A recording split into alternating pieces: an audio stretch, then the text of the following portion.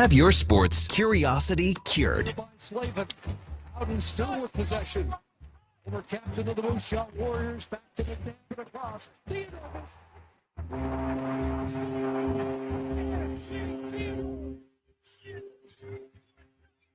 A veteran of the sports reporting game for over 25 years.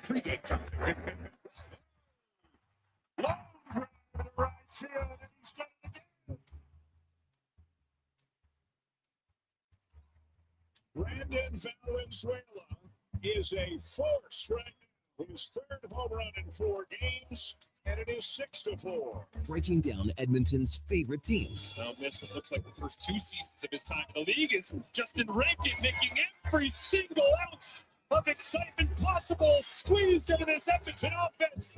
Touchdown, Justin Rankin. 61 yards to the end zone. This is Sports 1440 and the Kevin Karius Show.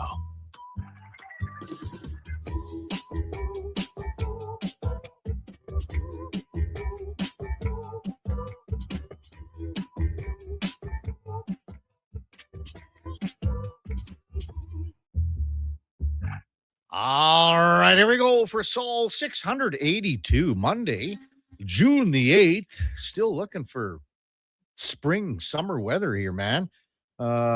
Good morning. Welcome to the Kevin Karius Show on Sports 1440 on your AM radio dial on your morning drive into work on a Monday. So glad you can spend some time with us. You can also watch us on YouTube at Sports 1440 AM. Drop us a like and a subscription. We would really appreciate that.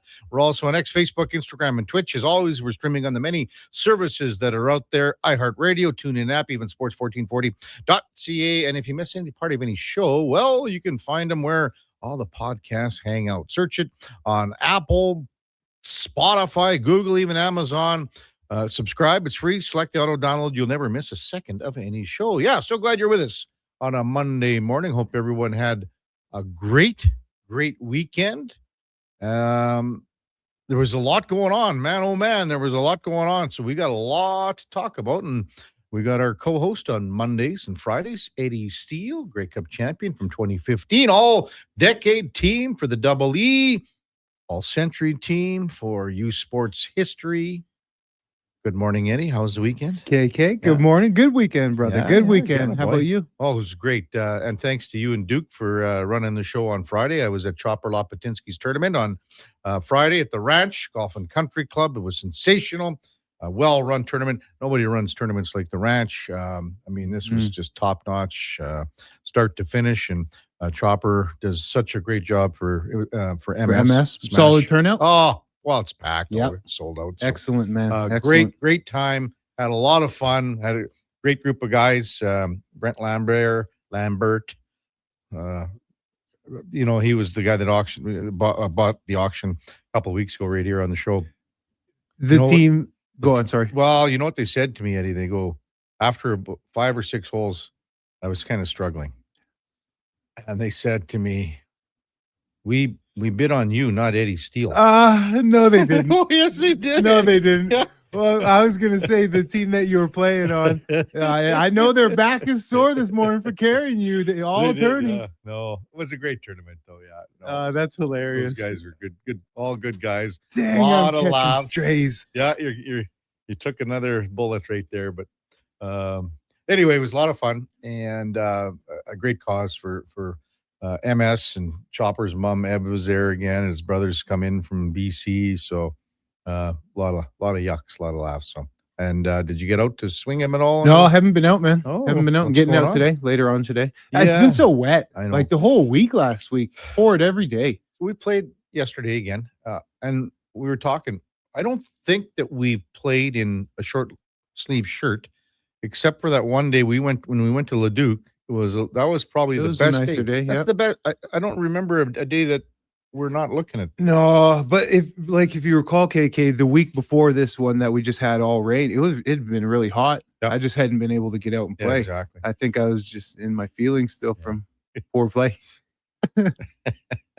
Text lines open 833-401-1440. Amazing weekend in sports when you think about what's going on in the NBA, in the NHL. We got an extra day off. We don't get to game number 4 until tomorrow with Vegas up 2-1 on Carolina. Game 3 of the NBA Finals goes tonight. San Antonio and New York. The Knicks with 2 wins on the road.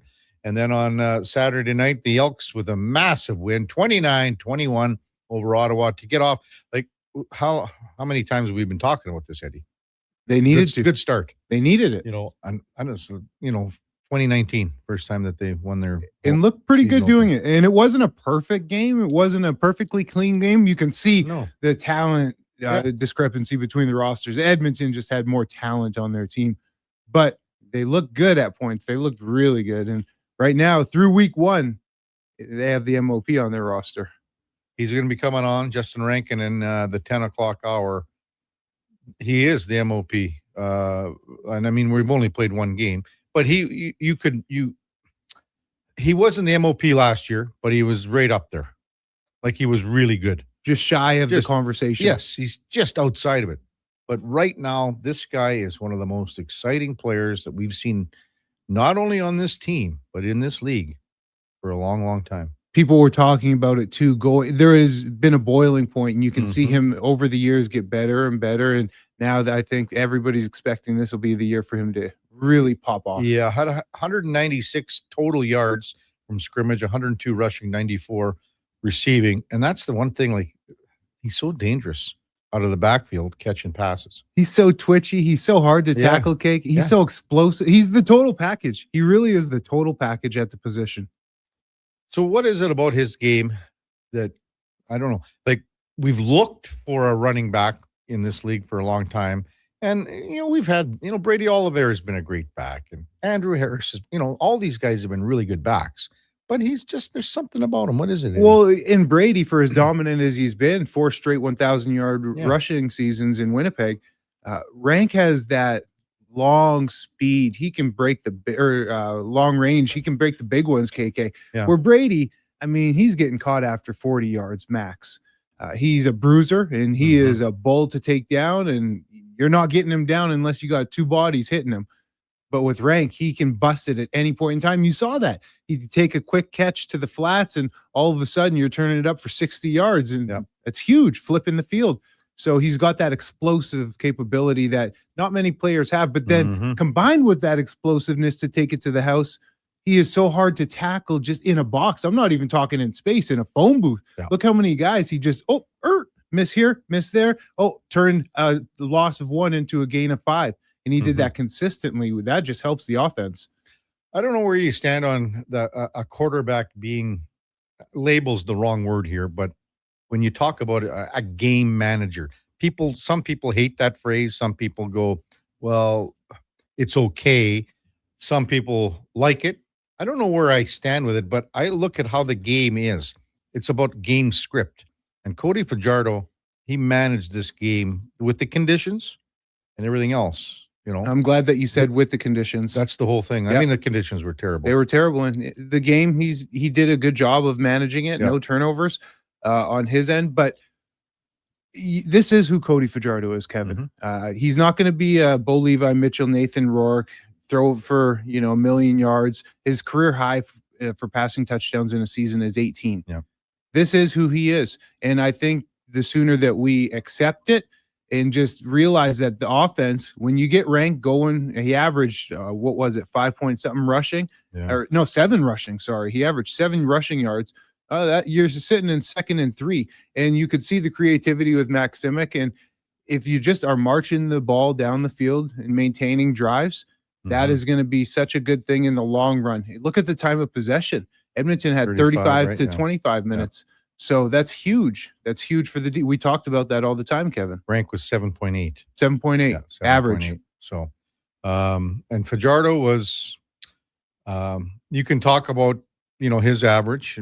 It's lower, but he was 23 of 34, had the 1 touchdown, but didn't turn the ball over. And again, so 4 turnovers to 0. If you win the turnover battle 4-0, I don't know if there's a game you're going to lose. No, and he missed a couple of throws early. Yeah. He missed a touchdown pass early, overthrew him, Keon Julian Grant.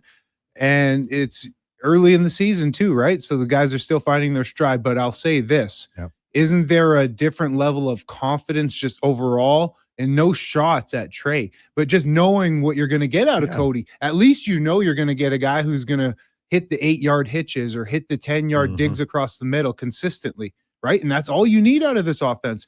Who cares about the big explosive pass? You got big-time playmakers, get the ball in their hands. Who impressed you on defense, Eddie?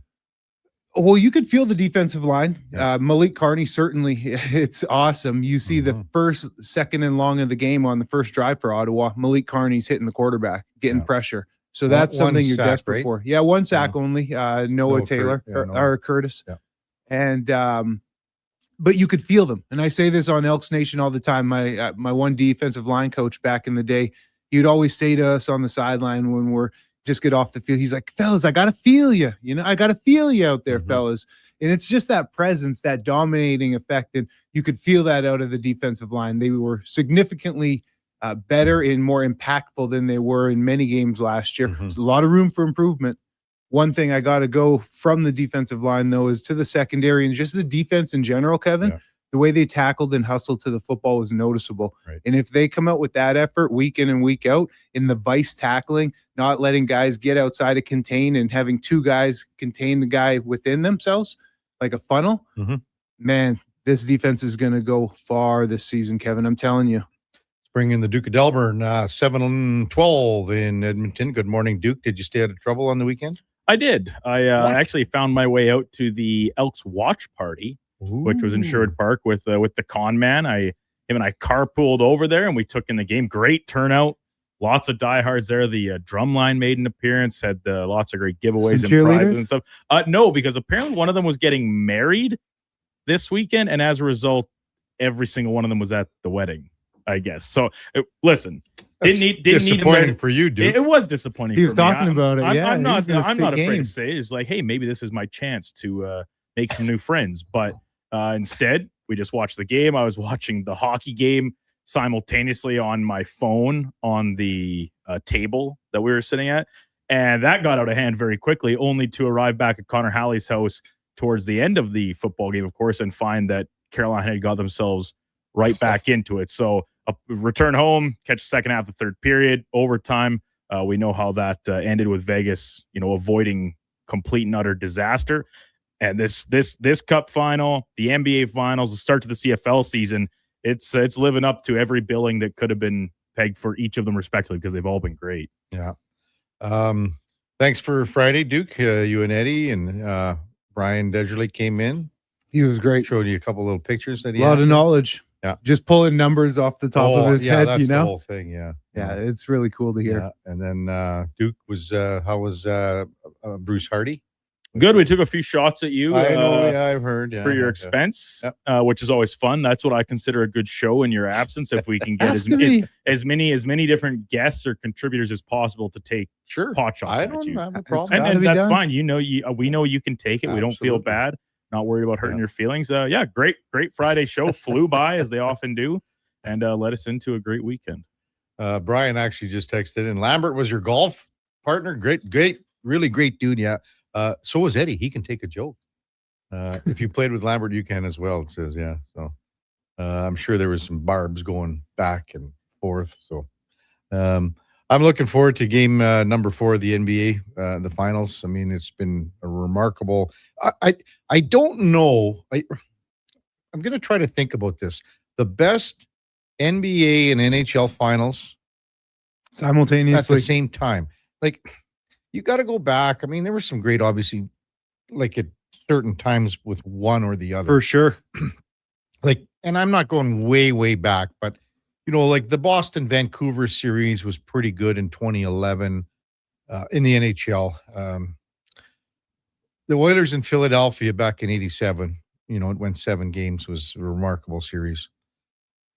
Hawks in Boston in 2013 and the Rangers in Vancouver in 94. Those are the ones that came to mind for me in the NHL. But to have another, to have the NBA going on at the same time, and it's because the Knicks, if the Knicks were down 2-0, people probably wouldn't be a say different that. story. Yeah. Yeah. The way the Knicks are doing it, and it's competitive games. I think that's the most exciting thing in both leagues, right? Down to the stretch, competitive games, overtimes. It's awesome, man. Got to mention too, Connor McDavid yesterday got the Ted Lindsay Award, 5th time. Him and Wayne Gretzky have won it 5 times. So, fabulous season for Connor McDavid. So did you see how the trophy? I did not. Oh, well, he was golfing. So that's how they've been doing these trophy presentations, Eddie. They sort of want it to be a surprise to whoever's getting whatever award.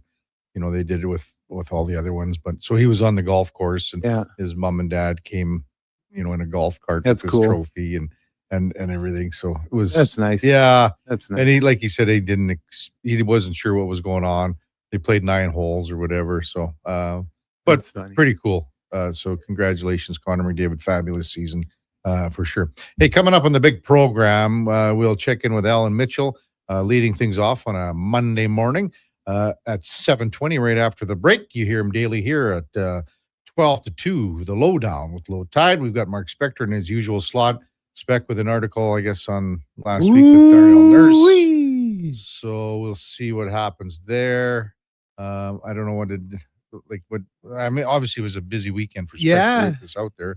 So on Friday, we definitely discussed it. Duke. So I'm going to throw him under the bus a little bit. He handled it really well, but he didn't see. I brought it up to him, and he hadn't even seen the article because I think it dropped Thursday night. Yeah. And it's. I'm assuming I don't get to see the text line, but I'm assuming it stirred up some things. Oh yeah, for sure. Answer Khan at 9:20 covers the Detroit Red Wings. Lots going on there with Dylan Larkin and things like that. Michael Grange at 9:40. Rogers Sportsnet covers the NBA. We'll talk about game number 3 tonight, plus anything Raptors.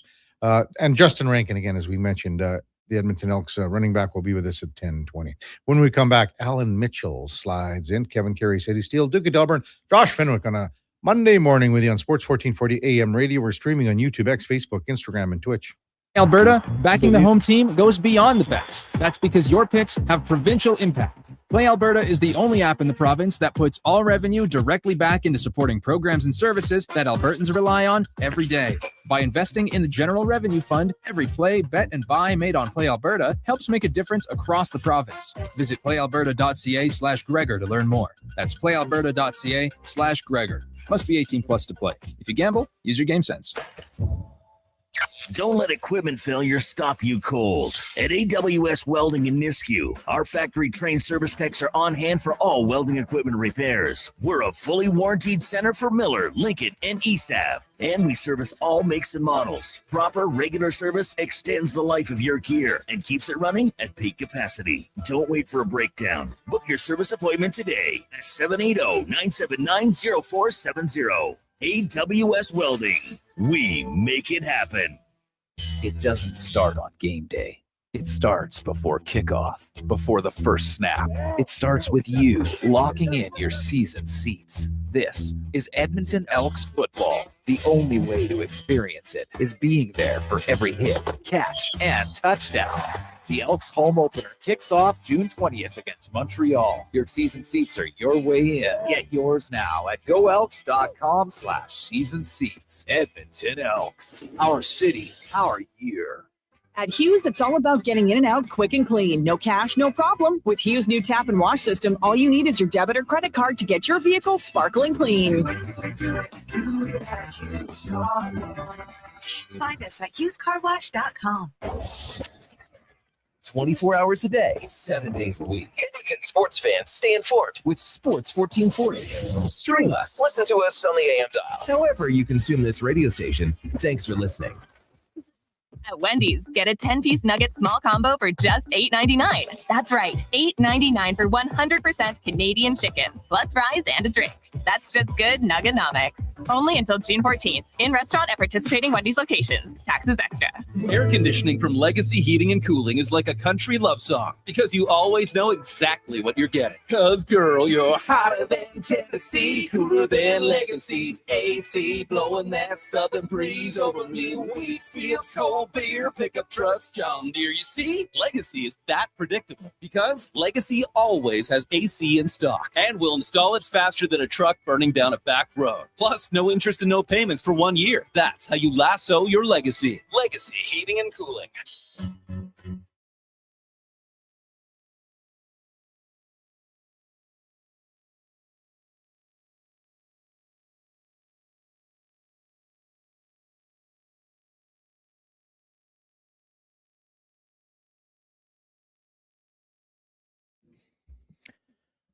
Portions of this hour brought to you by the Edmonton Elks. The Elks home opener, June 20th. It's going to be big. Lock in your tickets at goelks.com/tickets. Have your sports curiosity cured with the Kevin Karius Show. This is Sports 1440.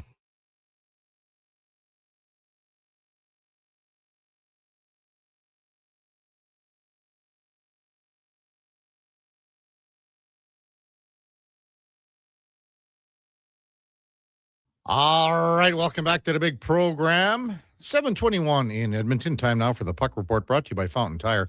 At Fountain Tire, we focus on one thing: your vehicle. From tires to wheels to oil changes, vehicle repairs, we have you covered. Visit fountaintire.com to book your appointment today.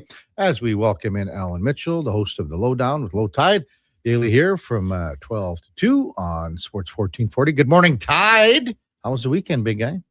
It was very good. I enjoyed it. It was, we've had some weather recently, and now we've got some green grass and some, happy farmers, and I like it.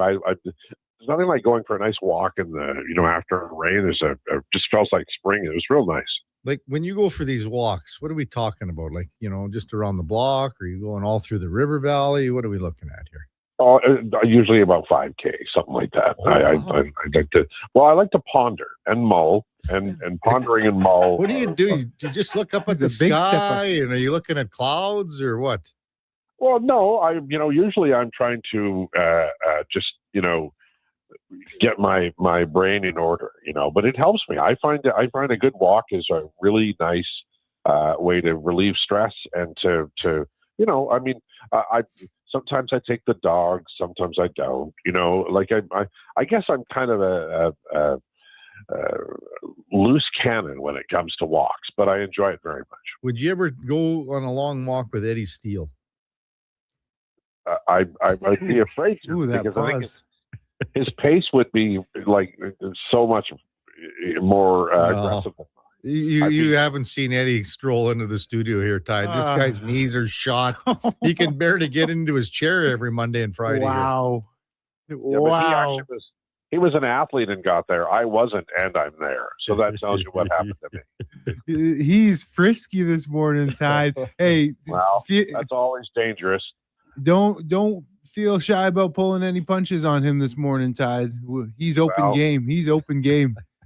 Well, I just, I know that when it comes to Karius, when he can't brag about his hockey playing anymore, it usually goes right to his garden. There it is. Yes, well played. Oh man! So what did you watch? What was the best thing you watched on TV and sports this weekend? It might have been Rankin. Like, I just loved his game. Oh, yeah. I gotta say, like, it's funny in the history of football in this city. That was a big game. Mm-hmm. And what didn't he do? And that offense wasn't like it was purring along perfectly. They got some field goals when maybe they should have gotten 6. But I mean, he was just lights out good, running the ball, catching the ball. Mm-hmm. I just was so in a very big game for this team. And, people can say, oh, come on, it was the first game of the season. Have you seen what the Elks have done in the first, portion of each season? Yeah. That was for me, it had to be a statement, and it was, and I got everybody excited. And I thought for Charlotte was okay, but I thought Rankin was brilliant, and they needed that game. And it's not like they won it by 25 points, boys. Yeah. Yeah. Go ahead. Now, you're right. Absolutely. Rankin had a fantastic game, lived up to the hype, the expectation. He is the team's best player, and he did everything to prove that on the field.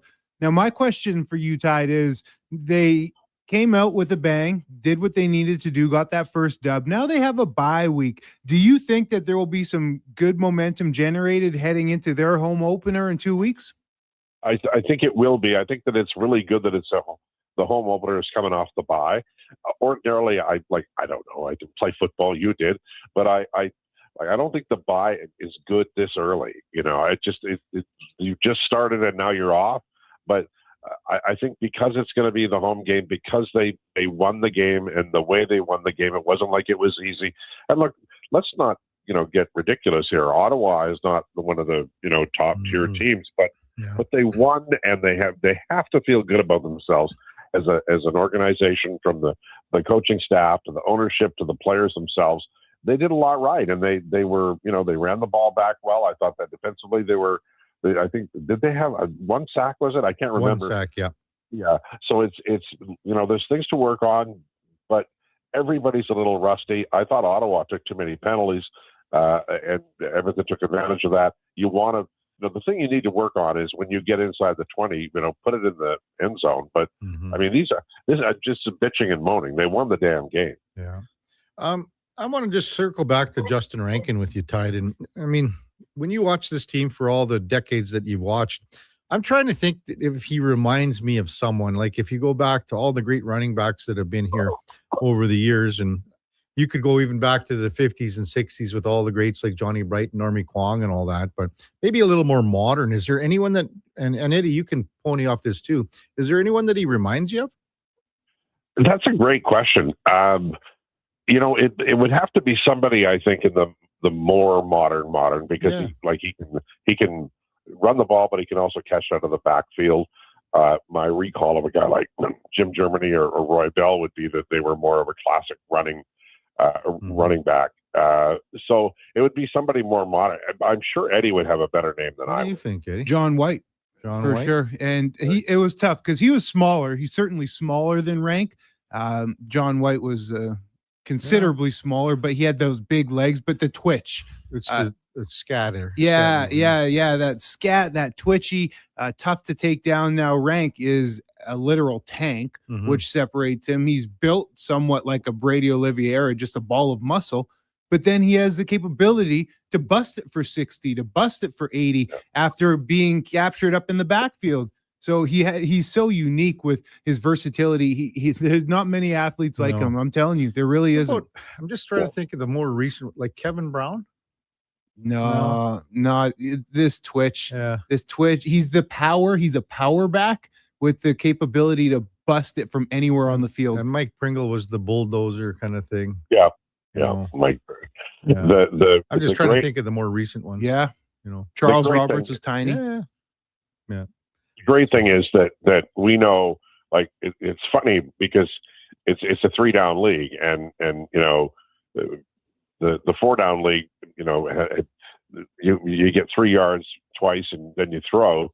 But in the CFL, the running game is so important. It is just absolutely vital you have a really good running game. I thought both teams ran pretty well, but for the Elks to have that in the backfield, oh my, that opens up so much. And like Eddie says, this guy breaks it too. Like, those big plays are huge in a football game. Even if you don't score, you change the field position.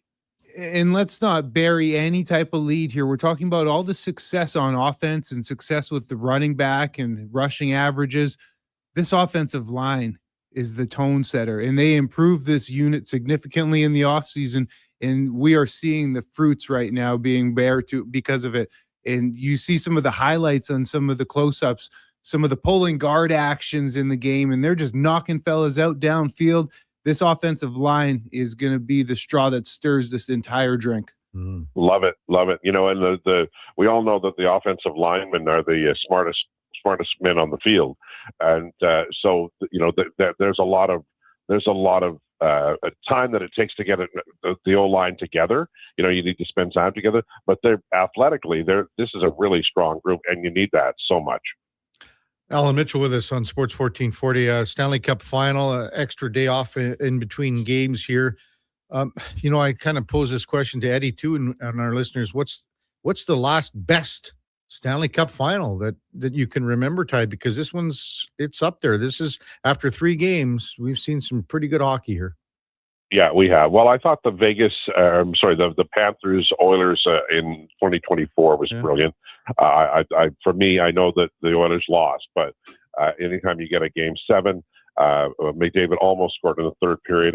It deflected a puck over the net. I think that there was all kinds of drama in that series. It was a ebb and flow. The Oilers got out of their game, but they did enough to get close, losing it. But I thought it was classic. But this one, I have to tell you that I grew up learning hockey from Howie Meeker, and Howie Meeker would have been giving some "oh my, gee, Wally, gow" phrases, because this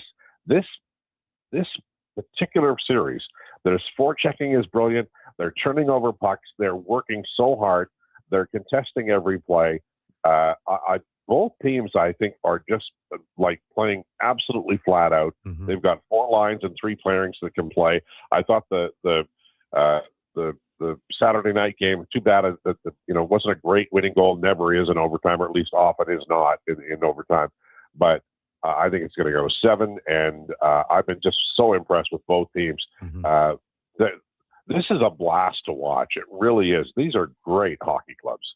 Low Tide, how about the narrative? Oh, not even a narrative. It's probably going to happen. Mitch Marner go out and win a Conn Smythe. From all the playoff backlash he received in all the years in Toronto to this type of performance. How about that? Well, it's amazing to me because the people are like, he's a changed guy, but he isn't.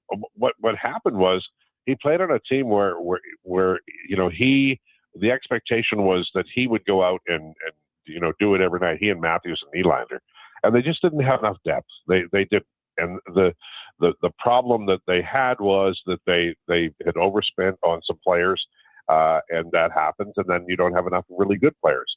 What Vegas has done, and I mean they've been brutal about it. We remember the famous Marc-Andre Fleury trade to Chicago, and he didn't want to go, and it was a very unpopular deal. But they did it because they wanted to win, and they did 2 years later.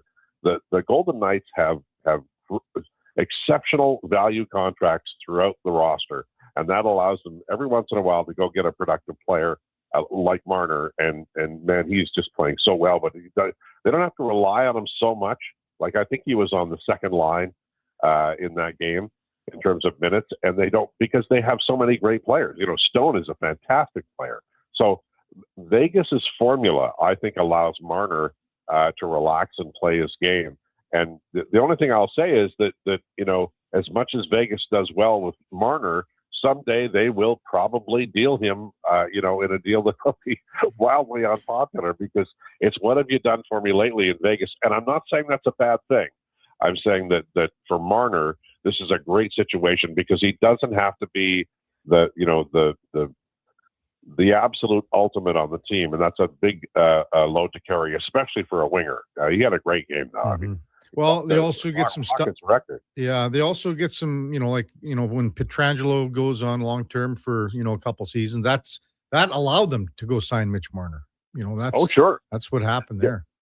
Yeah, they're aggressive in every way. Like honestly, they are just absolutely aggressive, and I think that I think Vegas, if they do win a cup, that'll be 2 Stanleys that they won, and more trips to the final. And one of the reasons is their owner is like spending every waking moment trying to find an edge, and the rules are there. Mm-hmm. But if you break them and then apologize, it's better than asking for permission. And that's what Vegas does. Okay, so I want to ask both of you this question then. You guys have been around sports. I mean, between the two of you, there's a couple hundred years of knowledge here. So have Is you that all? excuse me, have you ever seen an organization act and conduct themselves the way Vegas does? A, and then B, do you guys like it or do you disapprove of it? How do you guys feel about how Vegas truly does business? Well, I'll go first, and I would say I don't care what any team does, whatever they do, as long as you are successful, and that's what this organization has been. You have to be aggressive. They are. There isn't another franchise that is as aggressive as they are with many of their moves and what they do. So that's how I would address that, Tide. Yeah, I think that's absolutely true. You've got fans that are paying big coin. You want to be, you want your management to be aggressive. As far as examples of, I'll pick 2 from the NFL.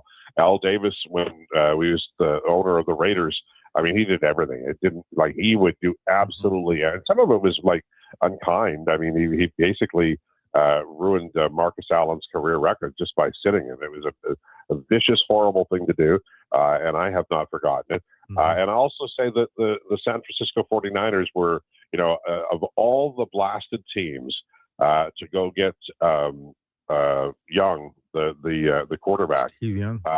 Yeah, they had Montana for crying out loud, but that's how aggressive Bill Walsh was. He wanted to win, and then Seaford, I guess, as well. That organization was I can't remember the name of the owner. Damn it! But they were highly aggressive, and they did have T. Bartolo. They did have an aggressive owner, and those things are important. Like, you know, who thinks about, you've got Montana, who thinks about going getting another quarterback? But that's how they operated, and I think that's how Vegas operates. Like, you know, if this summer comes and there's a better, you know, shooting right winger out there, then, you know, Vegas is in on it. You know, even though they've got, you know, Stone and they've got Marner, they're relentless. And I think that honestly, I think that every NHL team is going to have to be a little bit more that way, because you just can't let Vegas run the table every year. They trade for a Calgary Flames defenseman every year who's 27, and then sign him long-term to a ridiculously valued contract. They did that with Hannafin. They'll do it with Anderson. Other teams have got to catch up, because the Vegas Golden Knights are running circles around them. Tide, what's coming up on your show today? Well, we have Jason Greger joining us. We'll have the return of Declan. He was here Friday, but he was sleeping. He'd gone to Italy to you know, let the Pope in on a few secrets. So that happened. So we'll talk to him about what's going on.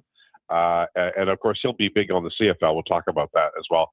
Gregor will be by, and we're going to preview the Stanley Cup finals, and obviously the NBA finals, which is a blast. We haven't talked about it, but the New York Knicks. Oh my God! I read that Seinfeld can't get a seat, and they're doing all kinds of security. New York City will be like, they won't sleep for weeks. If this team wins, that will be the story of the century.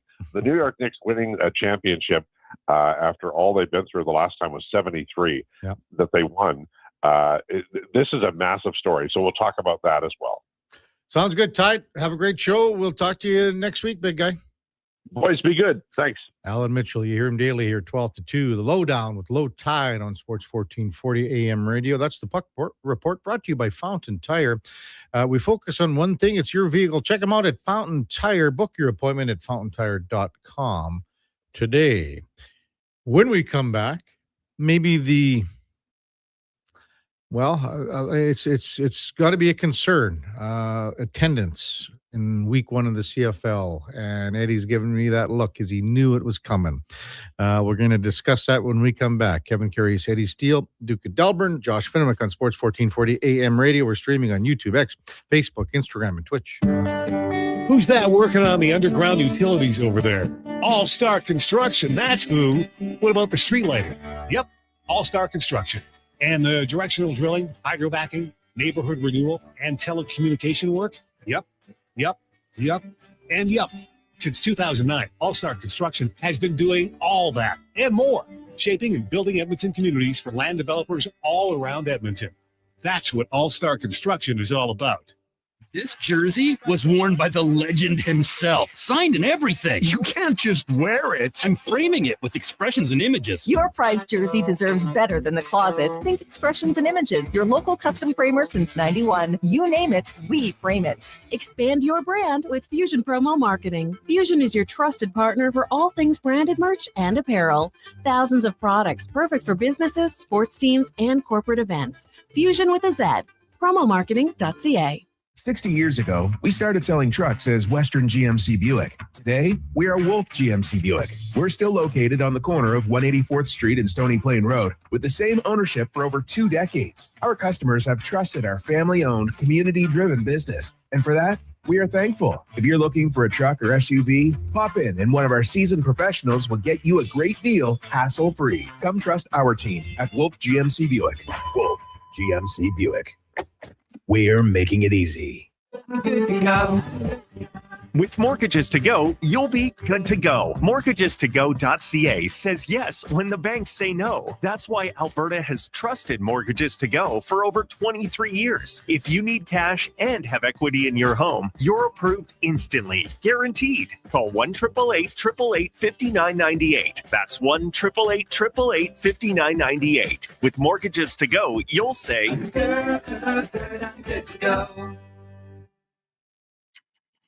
You may get up early, But more than likely, the team at GS Construction have already gotten up before you, grabbed a coffee, headed to the site, and started their day. So while Edmonton wakes up, GS crews are already underground, quietly keeping things moving, upgrading, and laying the new underground infrastructure for our growing city. If you're the kind of person who goes to sleep with their steel-toed boots on, GS Construction wants to hear from you. We're looking for a maintenance foreman as well as a building and yard attendant. Visit gsconstruction.ca for more. If you've got a smart speaker, get it to play Sports 1440. And it doesn't matter when you listen as we roll out the Sports Talk 24 hours a day, 7 days a week. Edmonton's home for sports radio is Sports 1440. Heard of Uline? You know, the have-it-all in stock, ready to deliver shipping and industrial supply specialists. The company that does things for you that are unheard of, like keeping 41,000 items in stock in our own warehouses. With customer service reps on the line to get you what you need when you need it 24/7, 365 every time. Maybe you heard it here first. Want to hear more? Visit uline.ca. ULINE, your shipping and industrial supply specialists. Real protection starts from the ground up. Timberland Pro Boondock Boots provide industrial-grade protection and legendary durability. Their new BOA series give you unmatched fit and performance coupled with all-day anti-fatigue comfort. Find the largest selection of Timberland Boondock BOAs at all 3 of our Edmonton job site workwear locations and online at jobsiteworkwear.ca. Job site workwear, tough gear for tough jobs.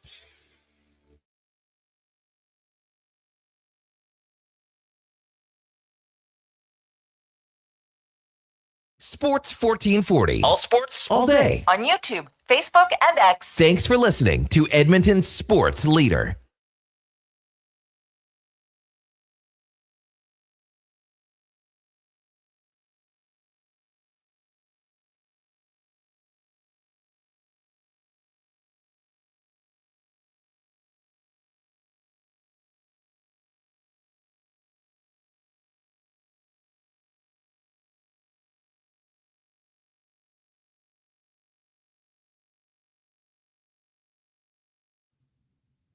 All right, welcome back to the big program, 743 in Edmonton. Kevin Karius, Eddie Steele, Duke of Delburne, Josh Fenwick with you here on Sports 1440 AM radio. So glad you're with us here on a magnificent Monday morning. Brian texted in and said, Rankin is like John Avery. Eddie? Yeah, that's a good one. Yeah, that's a really good one. That's a really good one. Mm-hmm. That's a really good one, Actually. actually. That's Brian Deserly that texted. Yeah, that's a really good one, Brian. Our buddy J-Dog, who's we're going out for the chopped dinner now. We've booked it for June the 26th, and the J-Dog, old Buell, says the W looked good, but need to clean up the penalties. They kept the Red Blacks in the game. Penalties. 14. And is that just because it's the start of the season and maybe you're No.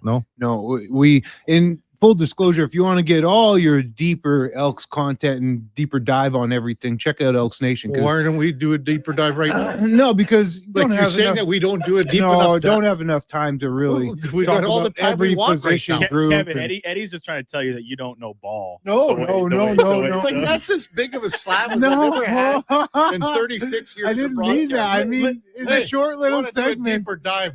Go to another show. Yeah, listen, Kevin. You're great for some of the surface level, real cookie cutter stuff. But if you want to hear the nuts and bolts, the real deep dive, come on over to listen to me. We got to cover all sports. There, it's only football and Elks. Come on, you know what I'm talking about. No. But the penalties, 14 of them, man, too many penalties. 142 and yards. it's not How's early. that for a deep dive? 142 yards on 14 penalties. Oh, you big ball knower. Yeah. Do you know Big how ball many? knower. What did Ottawa have? They had 10 penalties. For how many yards? No, I believe it was 9. No, 10. It was 10, but it was like 115. 110. How's that for a deep dive? Easy now, Kevin. I didn't mean to hurt feelings now. Now Kevin's feelings are going to be hurt all week. When you come back on Friday, Eddie, Kevin will have not forgotten this. I'm not personal even coming slight. in on Friday. No, I want to get back, though. He asked about if it was just because it's early season. There was some really undisciplined, timely penalties. For example, the Noah Taylor, unnecessary roughness on the long snapper. You're off the field. They're punting you the ball. You know, you've been in the league long enough. You know not to run over the long snapper while his head is down. That's a simple one. That's undisciplined. Another one was it's second down. They get off the field again, but Kenny Logan was offside. You know, you jump offside. Little things like that. You just got to be a little more focused and disciplined in the game. Mm-hmm. Text 833-401-1440. Jay in Victoria says, good morning, guys. Great weekend of sports. Elks win and Rankin looked good. Yeah, boy, did he ever. And we're going to have Justin Rankin on at 10:20 this morning. So, Eddie, 3 games in the CFL. So a lot of people are saying, well, why would you not have 4 games? It's week 1. There are some stadium problems with the World Cup of Soccer, obviously. But, so BC, Toronto, Saskatchewan were on the bye. Attendance, not good. Piss poor, actually. Yep. Montreal at Hamilton on the Thursday night, 18,577. Winnipeg at Calgary, to me, was the biggest disappointment by far of the week, 17,743. And then Edmonton and Ottawa, 15,038. This is announced attendance. Announced, so tickets sold. We know in Ottawa and Calgary, there were not even remotely close to that number. Not even remotely close. Weather. Yeah. But, okay, weather. I'll chalk those both up to weather. The only game that I will hold to a different standard would be the Hamilton. Calgary, I guess it turned out to be decent, but there was weather looming all around that day. Last Monday at Commonwealth Stadium, the weather was way worse than all of these games that you're talking about. They had 45,000 tickets sold. There's probably about 40-ish, maybe not quite, at Commonwealth to watch a friendly soccer game. A one-off. It's a one-off. A one-off meaning what? It's a one-off game. You get the last time Canada soccer was here was what, 2021? I'm not saying there should be 40. Well, these stadiums don't hold it. Well, Calgary's bigger, but when you're not getting over 20,000 for a home opener. But again, with the weather, it was terrible weather in Alberta. It was terrible weather. It was terrible weather for Ottawa. People went and they dressed and they wore their rain jackets and everything. Yeah, could have went to the game in Calgary. I got nothing for that. I got went to the game in Ottawa. It's a different crowd and you get a different type of. For Team Canada, it's a different draw. It's certainly a different draw. You get people who this will be like their only chance, and you know how football is, soccer, I should say, in the world. It's just different type of draw and different type of event. Mm-hmm. But you're right. When you compare it, I got nothing to say. I can't combat it. It was poor weather for that event too, and it was packed. Hamilton, though, that one I'll scratch my head at. What's up? Army Daryl texted in and says, because I was talking about, and hey, listen. So I was in the VIP room at the Elks game. He goes, KK, how wet do you get at a football game when you're drinking Merlot in the VIP room? Get to a tailgate. I'll have some Kirkland Rose wine for you. Which is true. Yeah, Murray McCourt and I had a few Reds at the game there. That's what Army Dale told me. You know what? Again, I told you he snuck into the VIP. Yeah, he got himself in there. Yeah. And he snuck up to the buffet. And he went to had a buffet. Like I would have, if I were security, I would have hauled that guy's ass right out of there in 10 seconds. SKS man. style. Yeah. Oh yeah. It looked like SKS. Yeah. But it's like that whole, if you pretend that you know like where you're supposed to be, people. Oh, if you just act the part. Yeah. Right. Exactly. Act like you should be there. Mm-hmm. With the 3 games this week, 3 games next week, because that's the same, or this last week and this upcoming week, 3 games only again. Yeah. I get it with the stadium availability. I get that. It is Bud's what Nation it is. says you can't compare the biggest played sport in the world to the CFL. This was a friendly. I know, but it's a one-off. All I'm saying, I don't want 40, but go to the game if you think if you want to support your team. This is about supporting your team, Eddie. How about this though? In Edmonton, you have Elks fans, you have Stamps fans. I know Bomber fans. I know Ticats fans. Mm-hmm. When it comes to Team Canada soccer, all those individual team fans, they all unite for one team, which is Canada. It's just different. You can't compare the two. Listen, I know I'm going a little off tangent here, and I'm getting it from the texters right now. You're comparing a once every 4 years game to an 8 times in a year game. There's no comparison. My comparison is going to support your team. Now, the crowd, Saturday, 2 p.m., 2 Saturdays from now. Do you think it'll be pretty rich, a thick crowd? Edmonton, putting the challenge out to you. This team is going to be winning, and I've said this now for a couple of months. Jump on board this moving train. because it's not stopping. I was talking to a fella too who works for the organization at church, Nick Cobb, former CFL player. He's works in the football ops department now.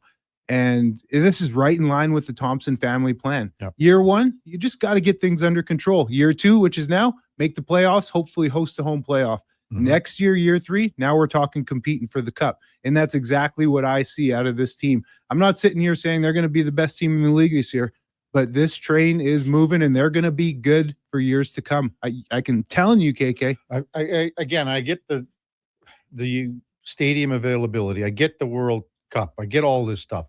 But the Winnipeg Blue Bombers have to be playing in week 1. This is your flagship franchise, Eddie, of the CFL. Who's number 2? Saskatchewan. Who just coming off a Grey Cup? Okay. So you got your flagship franchise and your Grey Cup champion did not play in week 1. You can't have that as a league. Yeah, it's tough scheduling. Yeah. Well, tough dumb, no, it's just dumb scheduling. How about, so we talk about the attendance, and I am never going to go down the path of saying, oh, we don't need you fans, like someone famously did out here that was tied to the organization. But with this new TV deal, it's still a gate-driven league, but isn't it nice to see that there's health financially down the road, despite the gates not being what they were? It was doom and gloom because the CFL was dependent on the gate. Now we have this new TV deal. One of the really few he's done a few good things. This new commish has come in and done. When you and I have never got to talk about that yet, I don't think. That's really good for the league. Tim Texan, 3 games is one thing. Why on earth weren't the reigning Grey Cup champs on a bye? Sorry, why were they on a bye? On really bad scheduling. I agree, Tim. Yeah, they should have been playing Saturday at 7 p.m. in Sask, prime time. For the Grey Cup champs, they just had their ring celebration a couple weeks back in training camp. Yeah, they should have been the focal point game of the week, prime time. Doug Jones says, Kevin, you just have to face it. The CFL can't compare to sports like the NFL for sheer entertainment that they give to the fans before the games, during the games, after the game. CFL doesn't do any of that. They don't allow tailgating most places, or at least they look away for the longest time. I remember a time where it was a struggle to find tickets on a Saturday night to an Eskimos game, but that was a long time ago. We'll see. We'll see what happens with this first home game. Now, there's a lot of truth in that text. Sure. There is a lot of truth. You can't compare it to the things surrounding the game. But the game itself, man, is why we love CFL. It is such a dang exciting football game. And if you look at how week 1 went with the overtime, never over till it's over, even with the double E up pretty big, 3 minutes left. Oh, all of a sudden you look and Ottawa's back in the game. And that's why we love it. We don't love it for the tailgating, the pregame panel, halftime panel, all the TV. We don't love it for that. We love it for the game of what the CFL football is and represents. Text 833-401-1440. Cam says, hey guys, would Gizmo rank up there? From Cam. I don't know if you're discussing about a running back, about ranking and whatever. Obviously Giz was the best returner that pro football has ever seen. And I think Gizmo should be in Canton. I really do. Yeah, I wouldn't be against that at all. They don't know. Like, and I mean, he played a little bit for the Eagles. Yeah, he had a cup of coffee. Gizmo should be in the Pro Football Hall of Fame. Yeah, you look at a guy like Warren. Warren had such a healthy career in both leagues. Giz, he didn't do much. If he was a little more known down there, it'd be a no-brainer. Like Doug Flutie. There's another. Is a guy that has to be in the Pro Football because it's not the NFL Hall of Fame. And they have some guys that are in there from college and stuff like that. But they are so NFL based, heavily, biased towards what you do in the NFL. But it's the Pro Football. Well, and it's so few guys get in yearly too. So they're gonna always pick NFL. Maybe Flutie will get in down the road, like as a senior, whatever they call it. But man, Flutie's CFL numbers. Do yourself a favor. Google him. Google what Doug Flutie did in the 90s for Calgary. Yeah. It's next level stuff. It's unreal. I mean, next level stuff. If you don't know, Google him. I mean that. Man, it was so cool. Like, that's one of the guys when I was working. Where was I working? I think I was in Regina. It was at the Grey Cup because Calgary was there and they lost to Baltimore 95. And I was working actually in Saskatoon, but went down to cover the Grey Cup. And Flutie was like, I mean, he was just, and that's 30 years ago. Was he the man? Oh man, you come Everybody off the want a piece of him? You come off the plane, those guys, they get in their luggage. And I mean, like, people are just around him. I mean, it was Buzzing. unbelievable. Good looking dude. Look like Tom Cruise kind of, And then just think of that. We just saw the Canadian, our soccer team land in Toronto. What kind of this plane that they got off? Come on, man! It's like a twin otter. It is. Like, what are we doing That's here? hilarious, Like, man. I looked at this plane and I thought that's what the plane that the Cleveland Indians had in Major League. It's one where it's just two seats on Holy each side, cow. row down the middle. It's unbelievable. That's hilarious, KK. Coming up top of the hour, we got Mark Spector from Rogers Sportsnet. Also, in the 9 o'clock hour, Answer Khan. So it'll be an interesting discussion with the guy that covers the Detroit Red Wings as well. And Justin Rankin in the 10 o'clock hour. Before all that, time now for a Sports 1440 update, brought to you by All Star Construction. They shape and build Edmonton communities, specializing in underground utilities like power, gas, telecommunications, and street lighting. That's All Star Construction. Here is the Duke. This is a Sports 1440 update.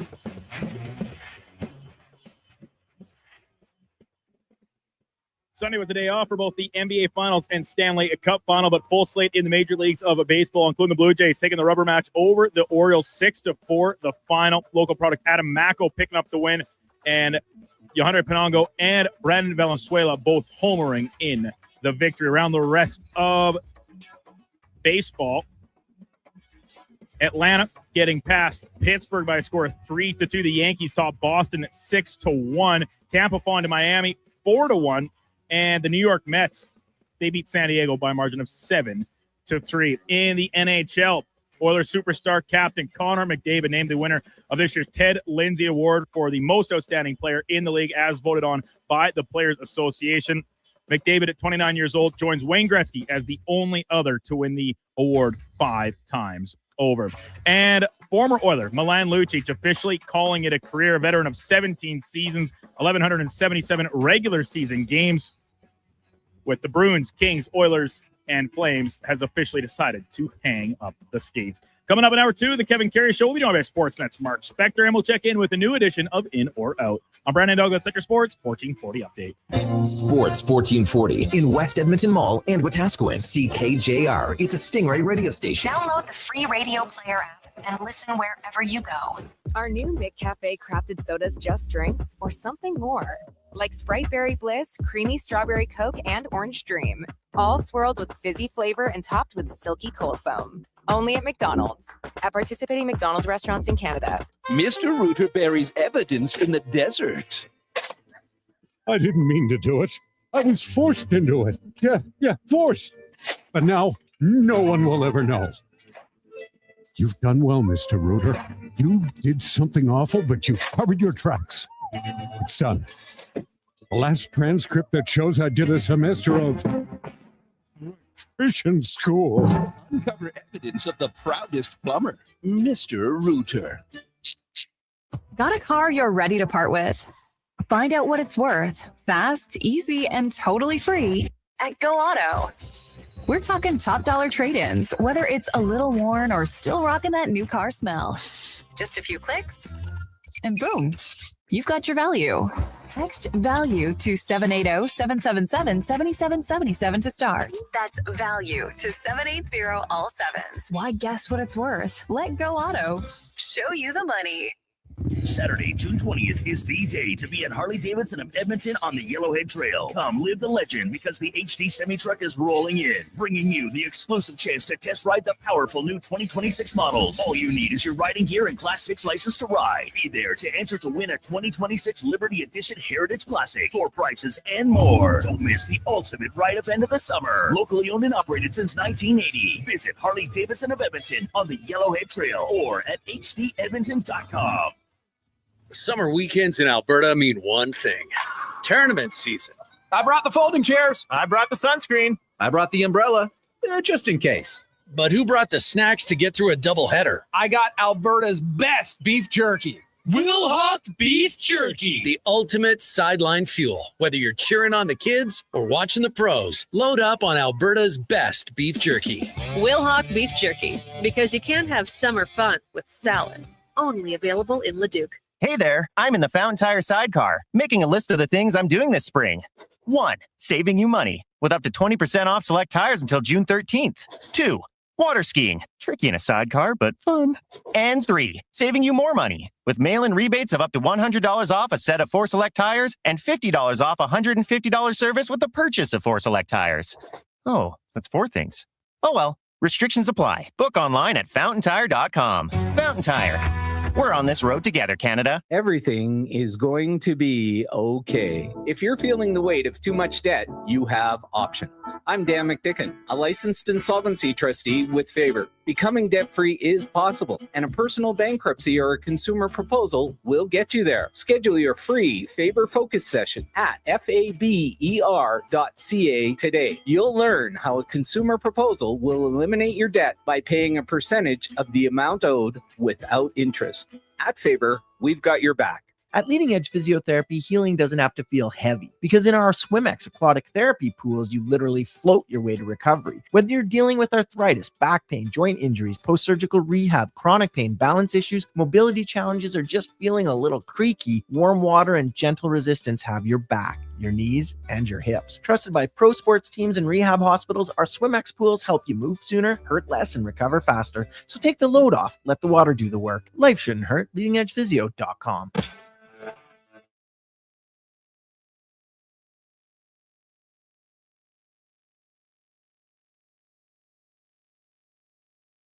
Just in time for the morning skate. This is the Kevin Karius Show on Sports 1440.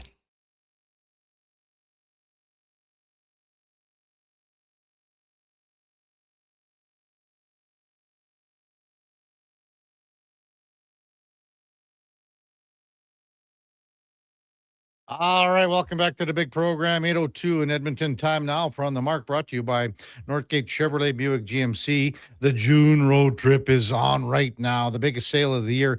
Enter for a chance to win free gas for the summer, weekly prizes like detailed packages, free tires, a $20 multi-point vehicle inspection to get the road trip ready for the summer at northgategm.com as we welcome in Mark Spector from Rogers Sportsnet. Good morning, Spec. Hey, boys, what's going on this Monday morning? Eddie must be dancing a happy tune here, as Elks want to know. Yeah, well, maybe we'll do a deeper dive on it, Spec. What do you think? He didn't like that one. So Eddie just threw me under the bus. Like the whole show, for 3 years we've been doing this. And he said, well, we'll do a deeper dive on the Elks win on Elks Nation with Declan Kruger. Well, what do you think we're doing here, Eddie? Let me clarify here, because my brother here knows my heart would never be like that. But here on Sports 1440, we talk all sports. I don't want to just hog the airways and just kill it with Elks and start talking about offensive line play and technique and how. Why not? Oh, come on. So that's all I meant, Kevin. There's no shade, no harm, no foul, man. All love, baby. All love. Would you like to do a deeper dive on anything this morning, Spec? Why should we? Right. I think we should save all our best stuff for some other show. Unbelievable. Oh, God. I guess it came out wrong. Yeah. So, how was the weekend? What did you get up to? Oh, this and that. Watched most of that Elks game. Yeah.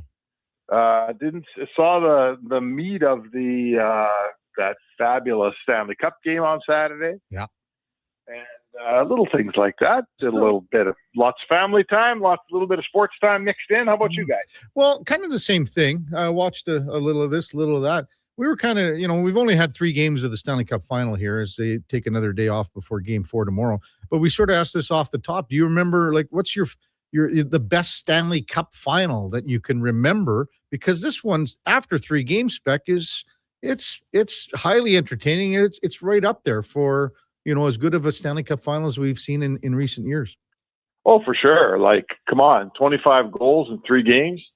They're playing 5-4 hockey every night. There's record-setting hat tricks. There's 3 goals in 39 seconds. There's 4-0 comebacks.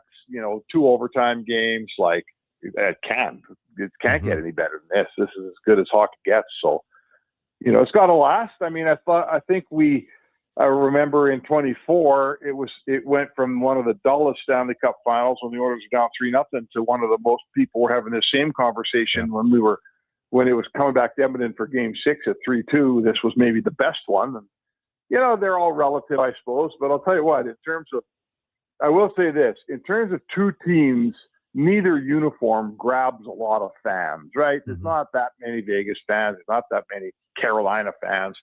But if you just put them in darks and whites and watch the hockey, it certainly is some of the most compelling hockey at this time of year you're ever going to see. It's physical. It's got everything, man. There's nothing you're lacking for here.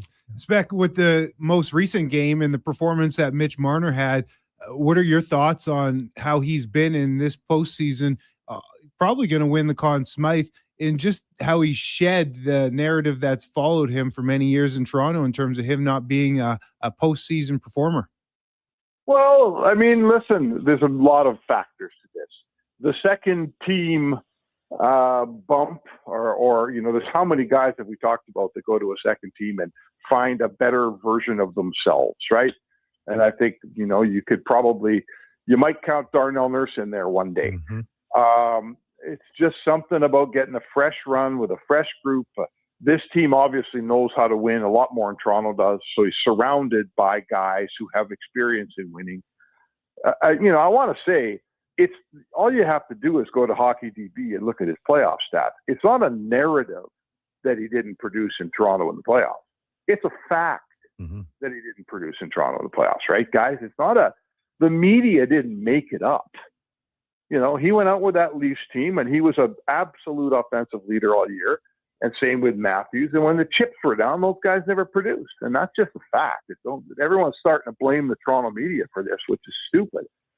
He's now in a place where he's producing better, and he's playing better, and he's doing what we all thought he should have been doing all along, and good for him. He found his game, and we can talk positively about him, but just because you score some goals in 2026, it doesn't mean that 2017 through 2025 get erased from your record, does it? Well, if you think about it, Spec, he's got 10 goals in the playoffs this year. He had 13 in all of his years combined in Toronto. Right, for sure. Why did those? The Leafs have won two playoff series in 20 years, and for a decade of that, he was a leader on that team, and they were a good regular season team. So we're not here to talk about the Leafs issues. Yeah. But I guess what I'd say to you is the Leafs issues aren't a quote unquote narrative. They're a real thing. They had their issues, and he was part of them. Yeah, no doubt. And you're right. You can't. This performance doesn't erase it, but in a world of what have you done for me lately, which is pro sports, for the player, it's nice for him to be out of that organization your first year and you pop off. Maybe there's that feels really good, and I think there's more than just, like you say, one thing at play here. Yeah. Yeah, I don't know. And he's it's going in for him, and he's making unbelievable plays. And you know what? And he's given Vegas a little boost of high-end offense, man. That's the difference. Like, talk about a good ad.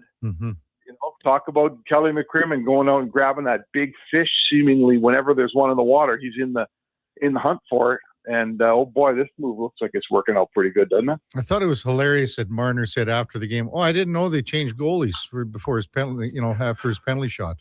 Like, it's a little bit of a difference between a right-handed catching goalie and a left-handed catching goalie. Yeah. Unreal. So, Spec, are you waiting? Like, for me, I'm waiting for Carolina to sort of lock things down and play a little tighter here. Maybe that's not how this is going to unfold. I don't know, but that's how I thought that this was going to play out a bit. Yeah, so did I. Because that's been their first 3 rounds, right? Nobody could score on them. No one could generate. You didn't get long shifts in the Carolina zone. They squeezed the life out of you. Their system was so comprehensive, and their game was just line after line. And guess what? It's not working on Vegas, man. Yeah. It's not working. We're 3 games in, and they haven't even looked even like that for a period yet, Kev. Yep. Have they? No, I not even for, to be honest with you, I would say not even a period. Yeah.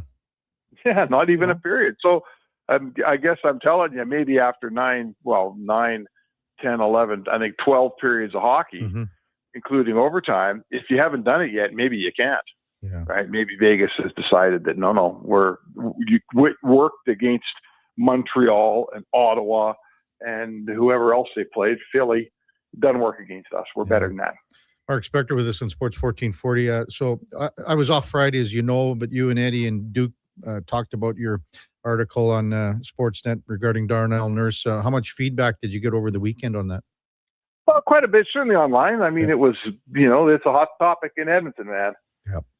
He's a big player, and there's obviously everybody has strong feelings. And so, yeah, that part of it worked well. It was, and the feedback I didn't get was anybody phoning me and telling me I was wrong. So that's always nice. Well, I'm glad you did a deeper dive into it, Spec. Yeah. Karius, get out of here. But I don't know. Do you see something like, happening here in the next bit with the draft and July 1 and things like that? Yeah, well, for sure. I mean, the sequence of events here is that Stan Bowman will speak with Nurse or Nurse's agent. Probably, I would think. Darnell being a veteran here, he doesn't need his agent to speak for him. Stan Bowman will speak to Darnell Nurse, and Nurse has all the cards here, boys. Nurse will say to him, he's been embroiled in this since, he knew this article was coming out, and it did come out, and he doesn't need to read Sportsnet to know what's going on with his career. So he's well down the road on what his decision is. I'm sure I would guess he's had discussions around the kitchen table at home, and he knows what he wants. And Stan Bowman's going to phone him up, and I think it would be a very short conversation. Either, if you're going to get rid of me next year, well, start shopping me now. Let's do it. I'm sure he's spoken to his agent about whatever his decision is. Or the opposite is, forget it, I'm not leaving. And that's a very short conversation, because then Stan would say, welcome back. Let's go out and get a Stanley Cup next year, Darnell. Yep. Darnell doesn't want to move. There's no point, Stan, wasting a bunch of energy trying to convince him to. There'd be a conversation, but I would say to you that it's completely in Darnell Nurse's court. Spec, let's shift this conversation to some more real world here. Say, for example, it was you in different competing networks. What would you do? Say Sportsnet said, take a pay cut, or we're going to try and ship you over to CBC or something like that. What would you do in a situation like this? We always talk about players, but think about your own personal job, even if you're listening right now. What would you do in this situation if your bosses came to you? Well, there's a lot of elements, and it's a big decision, right? I'm changing cities. That's a huge decision. Now your family's very involved. Do I have kids in school? Is there a ton more money? Well, in Darnell Nurse's case, money doesn't matter. He's getting paid what he's getting paid.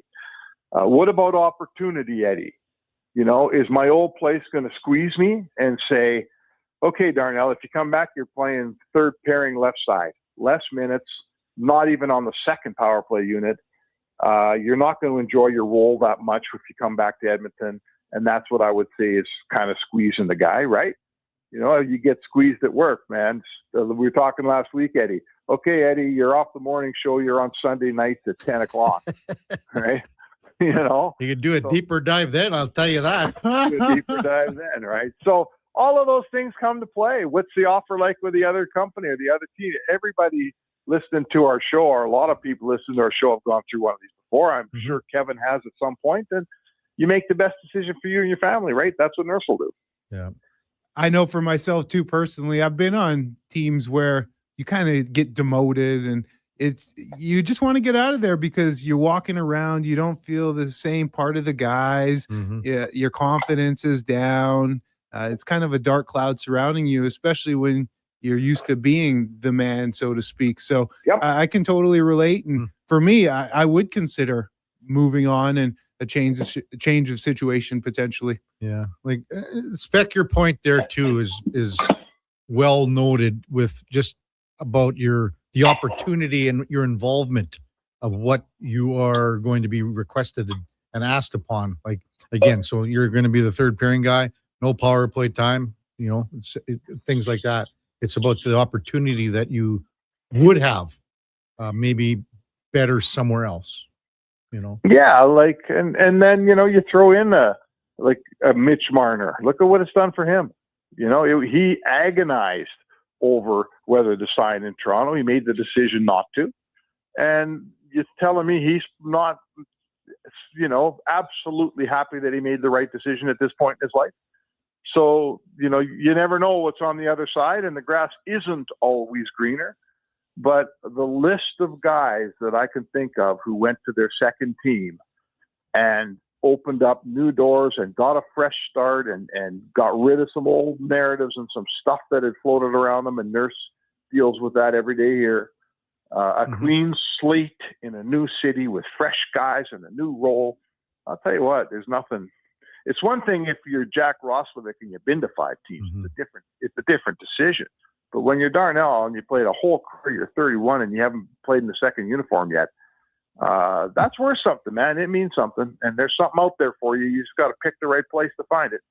No doubt about that, Spec. And feel free to disagree with me if you fellas want, but there's no denying that the window in this market, at least right now, is starting to close. It's not as wide open as it was. Oh, for sure. Absolutely. You go to that's why I would say to you guys, Darnell Nurse and his camp would have complete control of where he moved to this season. Next season, he won't have that control. My understanding is it is a 10-team no-trade list, so there's 21 teams he can be traded to. So now you don't know where you're going, right? So that would be the hammer that Stan Bowman holds. If you move this year, you get a huge say in where you go. Now you go to a San Jose, or you go to an Anaheim, or you go to a team on the way up, and you got a whole new window, Eddie, all wide open for you. Whereas you're right, there's only a couple of years left in this window here, you would think, and then who knows what's going to happen. Spec, great stuff. We will yak at you tomorrow. Have a good Monday, and hope you have a great day. All right, sounds good, boys. All right, Mark Spector, Rogers Sportsnet on the Mark, brought to you by Northgate Chevrolet, Buick GMC. This truck's for you. Text 833-401-1440. Only 5 texts from Scott here. How come no mention of Canada's gold medal at FIBA under 18? That came at 7:52, 6 minutes later. Still no mention of Canada's gold medal. Wow. Guys, Canada makes history, wins gold over the U.S., and no mention of it. That was at 8:14. You guys must hate basketball. Hour and 15 minutes into a show, and just still no mention of Canada's gold medal. Okay, Scott. Congratulations to Canada's under 18 men's national team. Beat the United States 67-65 to win the first ever gold medal at the FIBA under 18 Men's America. Is that something you might be interested in, Scott? 833-401-1440. Kevin Karius Show with Eddie Steele, Duke of Delburne, Josh Fenwick on Sports 1440 AM radio, or streaming on YouTube, X, Facebook, Instagram, and Twitch. Getting your vehicle sparkling clean doesn't have to cost a fortune. Take it into Hughes today and pay just loonies a wash. Find us at HughesCarWash.com. I've got some good news. If you've been thinking about a heavy-duty truck, the 2026 Ram 2500 Black Express is now at St. Albert Dodge. You've got 20-inch black aluminum wheels, black Mopar side steps, body color, bumpers and grille, and a sport performance hood. Available in all the colors for $68,990. Plus, new this year, Ram's best-in-class 10-year powertrain warranty. Now's the time. Head up the trail and see how easy it is to do business at St. Albert Dodge. Today on Hey Culligan, how smart is your water? Here's Tracy. Hey Culligan, I think my water might be dumb. Good news, Tracy. Your water's not dumb. It's just not talking to you. You can make my water talk. No, but the new Culligan Smart Drinking Water System can talk to your phone to tell you when your water filters need changing and help you meet drinking water goals. Now that's some brilliant H2O. You said it, Tracy, and we're already on the way. Let us help you out with a free in-home water test from a local Culligan water expert at Culligan.ca. You don't just need property services, you need problems handled.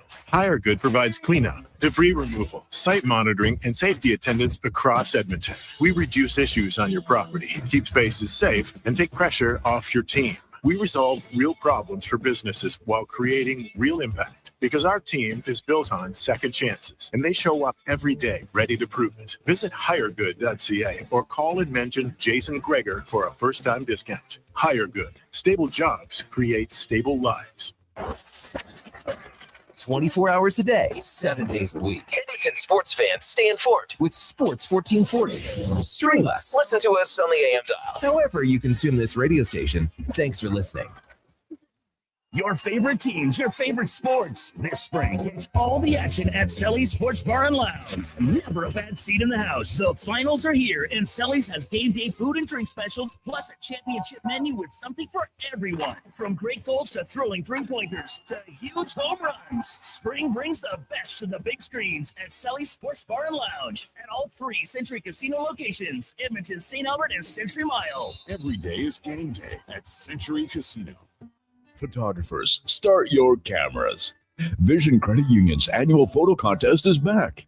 We're asking you to show us the people, places, and moments that made you glad you chose this rural life. Maybe it's the view from your farm, a walk down Main Street, neighbors pitching in, a weekend at the rodeo, or a sunset down a back road. Share your photo to show why life in rural Alberta is a choice worth celebrating. Enter and vote at whatsyourshare.ca.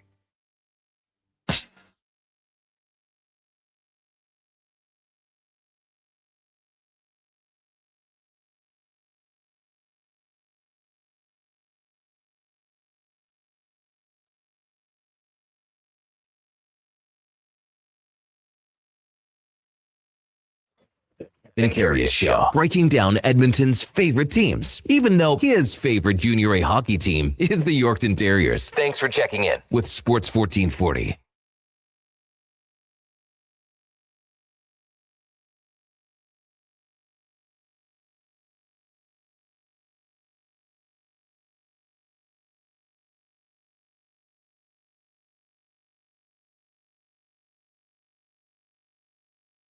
Back to the big program, 822 in Edmonton.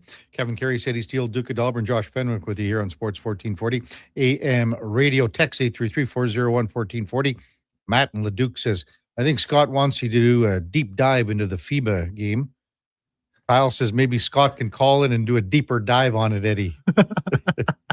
But no, congratulations to these young players. It was in Mexico, 67-65.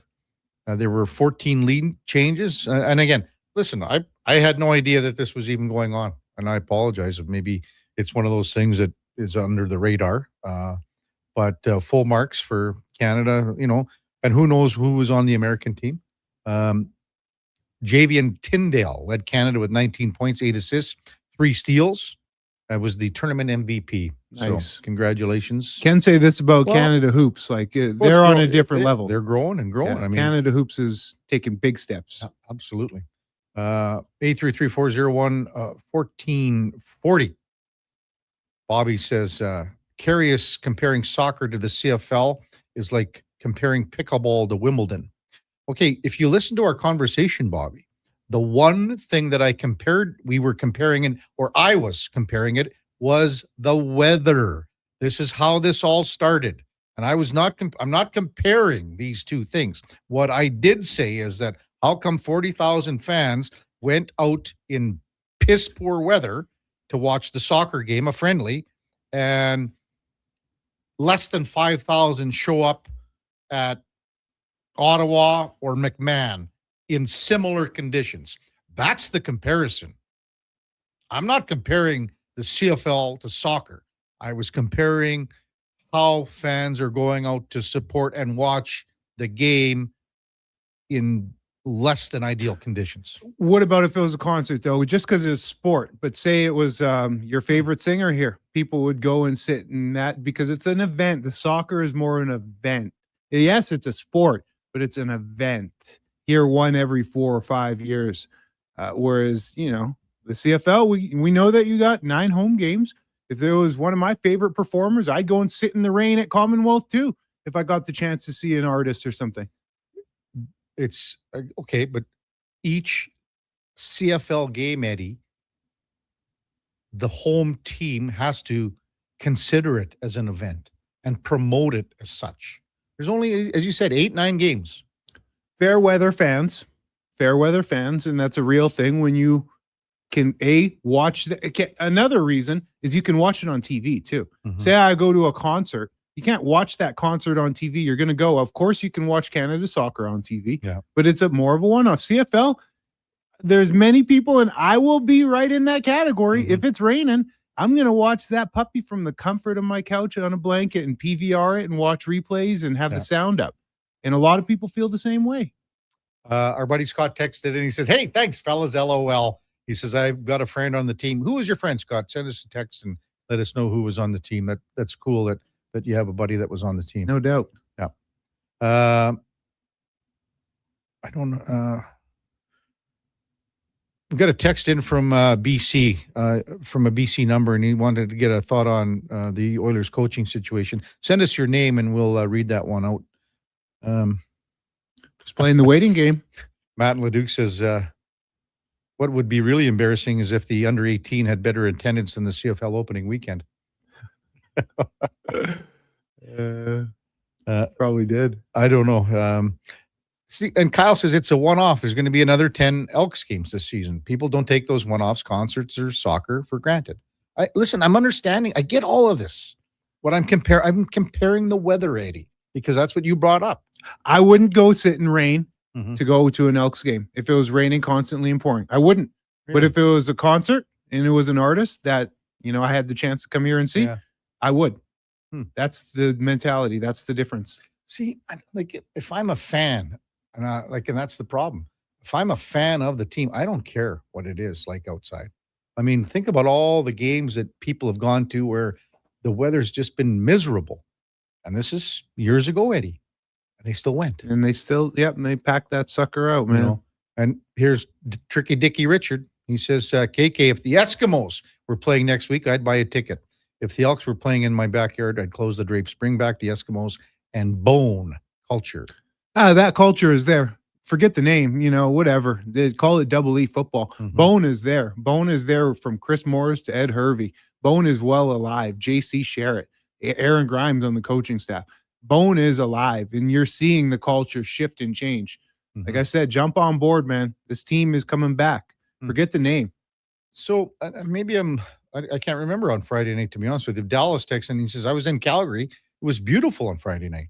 What was the weather? It was raining all throughout the day in their surrounding area. Yeah, I saw some sunshine. I saw sun during the game. I did see sun. Absolutely. The sun actually caused some issues with the stadium. It was so bright, the way it was peeking behind some corners of McMahon. But you know what it was? It was like dark blue sky everywhere around. It sucked around Edmonton.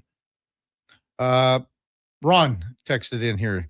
So KK, just a thought on coaching. If we wanted Cassidy, here's how. We announced that we have signed Dave Haxtell as announced head coach. Vegas then relents, allows Cassidy to work, and then sign Cassidy as head coach. Well, we've kind of known and talked about this too. Ron, appreciate it. He says a longtime Oilers fan too. So I still think that Bruce Cassidy is going to be the head coach of this team. It's just going to be, and hopefully, this happens after the Stanley Cup is presented. To make it quicker. How's that sound? Imagine if they wait and wait. Oh, it'd be wild. You have to obviously check down. Have you heard people talking about if you're the Oilers offering a draft pick and this and that to try and get Cassidy's rights? Have you heard any of that discussion? Pardon me, Eddie? Sorry. If you're the Oilers, trying to trade for Cassidy's rights and well, everyone's saying there's got to be maybe some compensation. I just say you can never do that. You can't bend over like that as an organization and just trade after they said they're not going to talk to the guy. No, we'll give you something. Please let us talk. You can't do that. The optics of that is disgusting to me. Yeah. 833-401-1440, the text line. Westside Jay says we had more people wait out the rain at Clark than Calgary at the opener. But to be fair, McMahon isn't as glamorous as a facility. No, and all this talk, man, all this talk about the weather, Saturday, 2:00, be there or be square, man. You know, well, that's 2 weeks, not this upcoming. Yeah. The 20th. Yeah. Actually, unfortunately, I won't even be able to be there. Where are you going? So it Come stings, on it now. stings, What are you man. doing? It stings. I'm running You're a in football town? camp out in Bonneville, Oh, a really? lineman camp, for linemen only. Okay, now here, why on earth would they run a football camp at It's the not same them. time? It's not them. It's me. It's independent. It's a buddy of mine who set it Okay, up. well, then why is your buddy running this camp? I didn't organize the dates. It's, I think, the time that they could have the field, access to the field, the turf in Bonneville. I didn't organize it. I'm just going out for the weekend.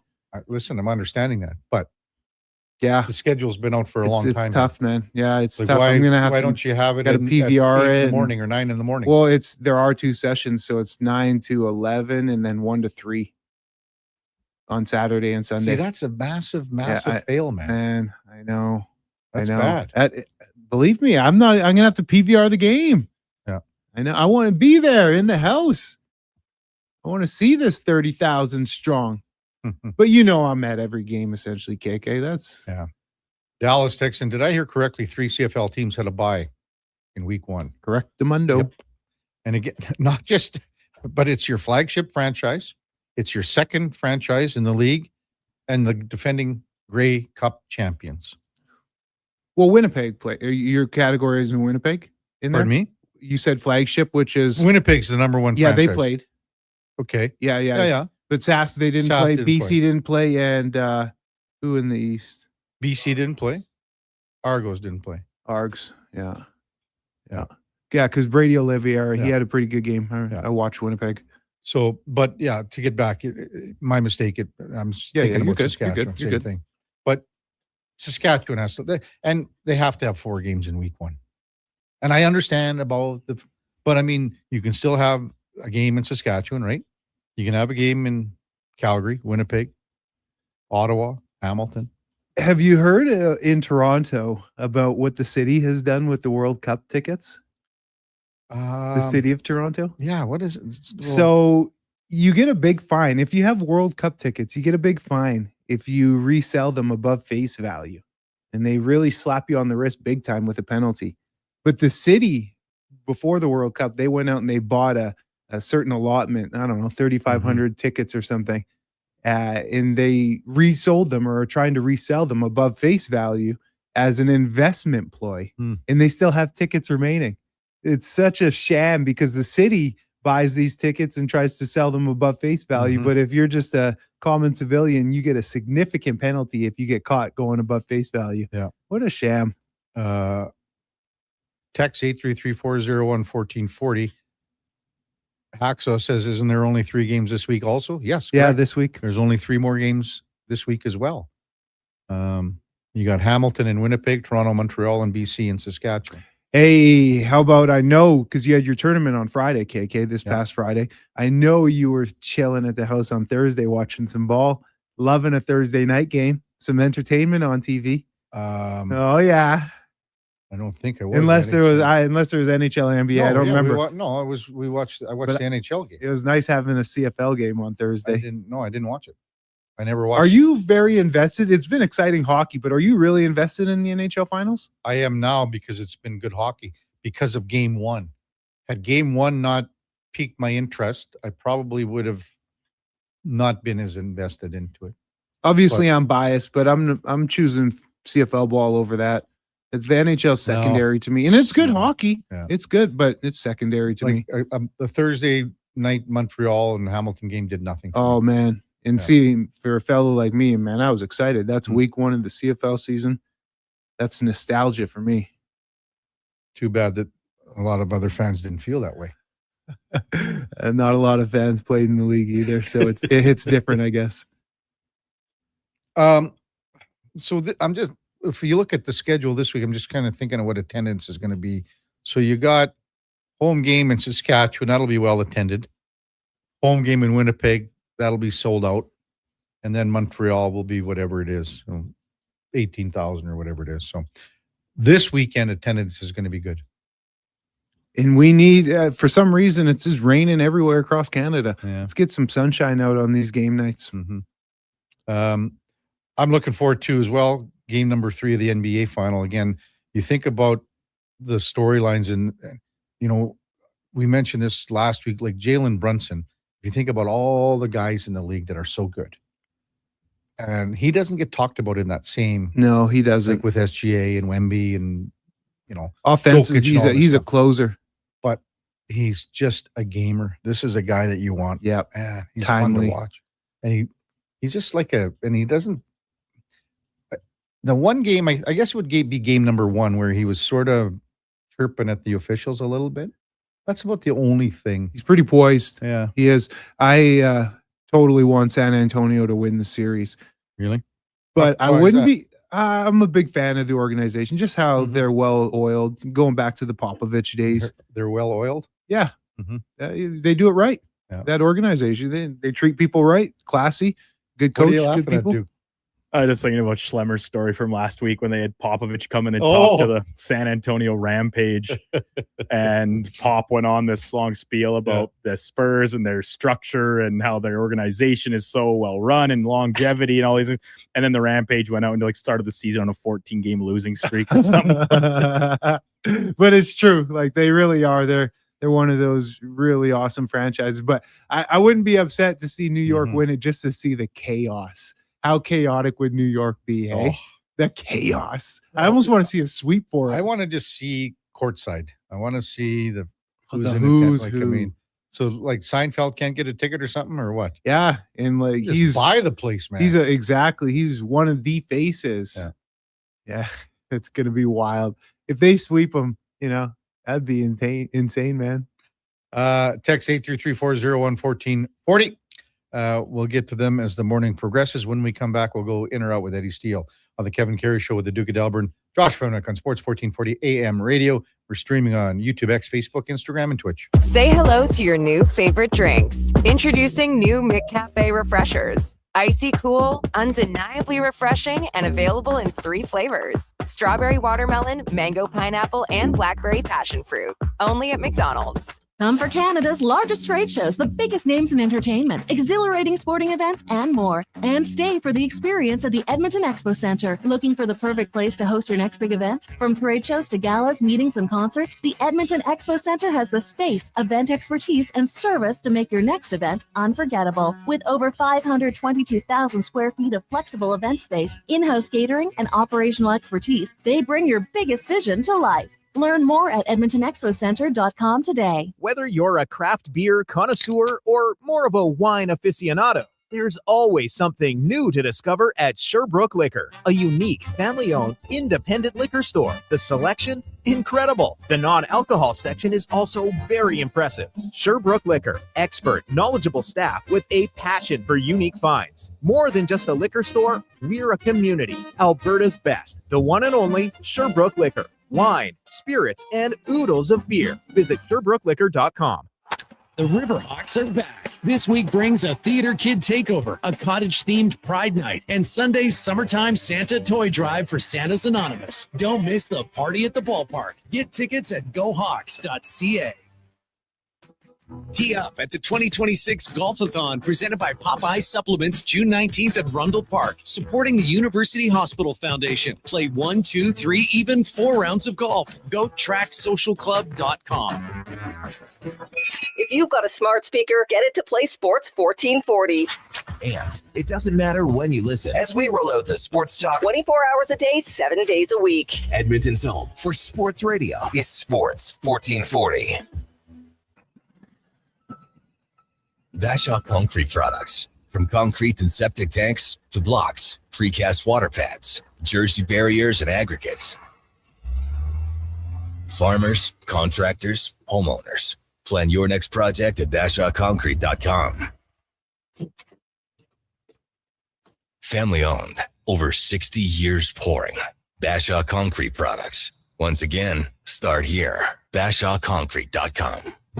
Photographers, start your cameras. Vision Credit Union's annual photo contest is back. We're asking you to show us the people, places, and moments that made you glad you chose this rural life.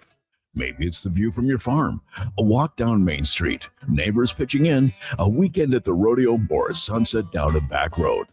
Share your photo to show why life in rural Alberta is a choice worth celebrating. Enter and vote at whatsyourshare.ca.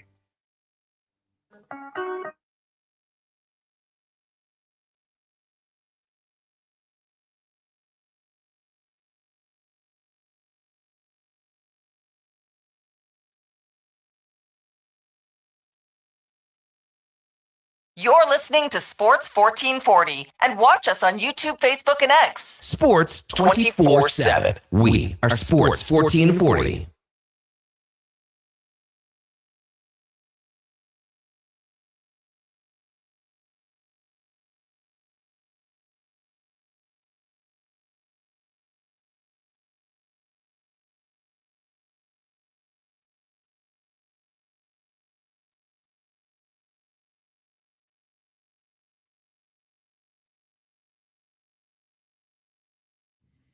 All right, welcome back to the big program, 841 in Edmonton, text 833-401-1440. The AMA sports guy writes in, says, kudos to Scott about the FIBA under-18. I'm a strong amateur sports guy who's older than low tide. And I did see this event happening. I meant to follow up, but forgot. I'm glad Scott brought it up. Harassed you guys. Thanks, Scott. Appreciate you guys coming through as well. Also hope to hear from Scott and who his friend was on the team. Yeah, Scott hasn't got back to us on this one, I don't think, yet. But I would imagine maybe after we said the score and everything. Okay, I'm done now. Yeah, got what he needed. I'm done right now. Time now for In or Out, brought to you by Pro Solutions. If you need fast air conditioning service, Pro Solutions offers expert repairs, tune-ups, installs with flexible financing. Book your appointment now at prosolutionsinc.ca. Okay, you know what? Moving too fast. Bottom line, are you in or you out? In or out of what? No time for questions, just action. In or out? Well, then I'm out. I'm sorry, Jet. Actually, you're already in. Are you in or are you out? On Sports 1440. I thought you would go, I'm in, Bob. We would have had a really cool moment, but you kind of ruined the whole thing. All right, Duke, Letterbuck. Rewinding to Saturday night, the Edmonton Elks kick off their season with a win for the first time since 2019. 29-21 the final over the Red Blacks from Ottawa. Justin Rankin, 196 total yards and a touchdown, led the offense in every category.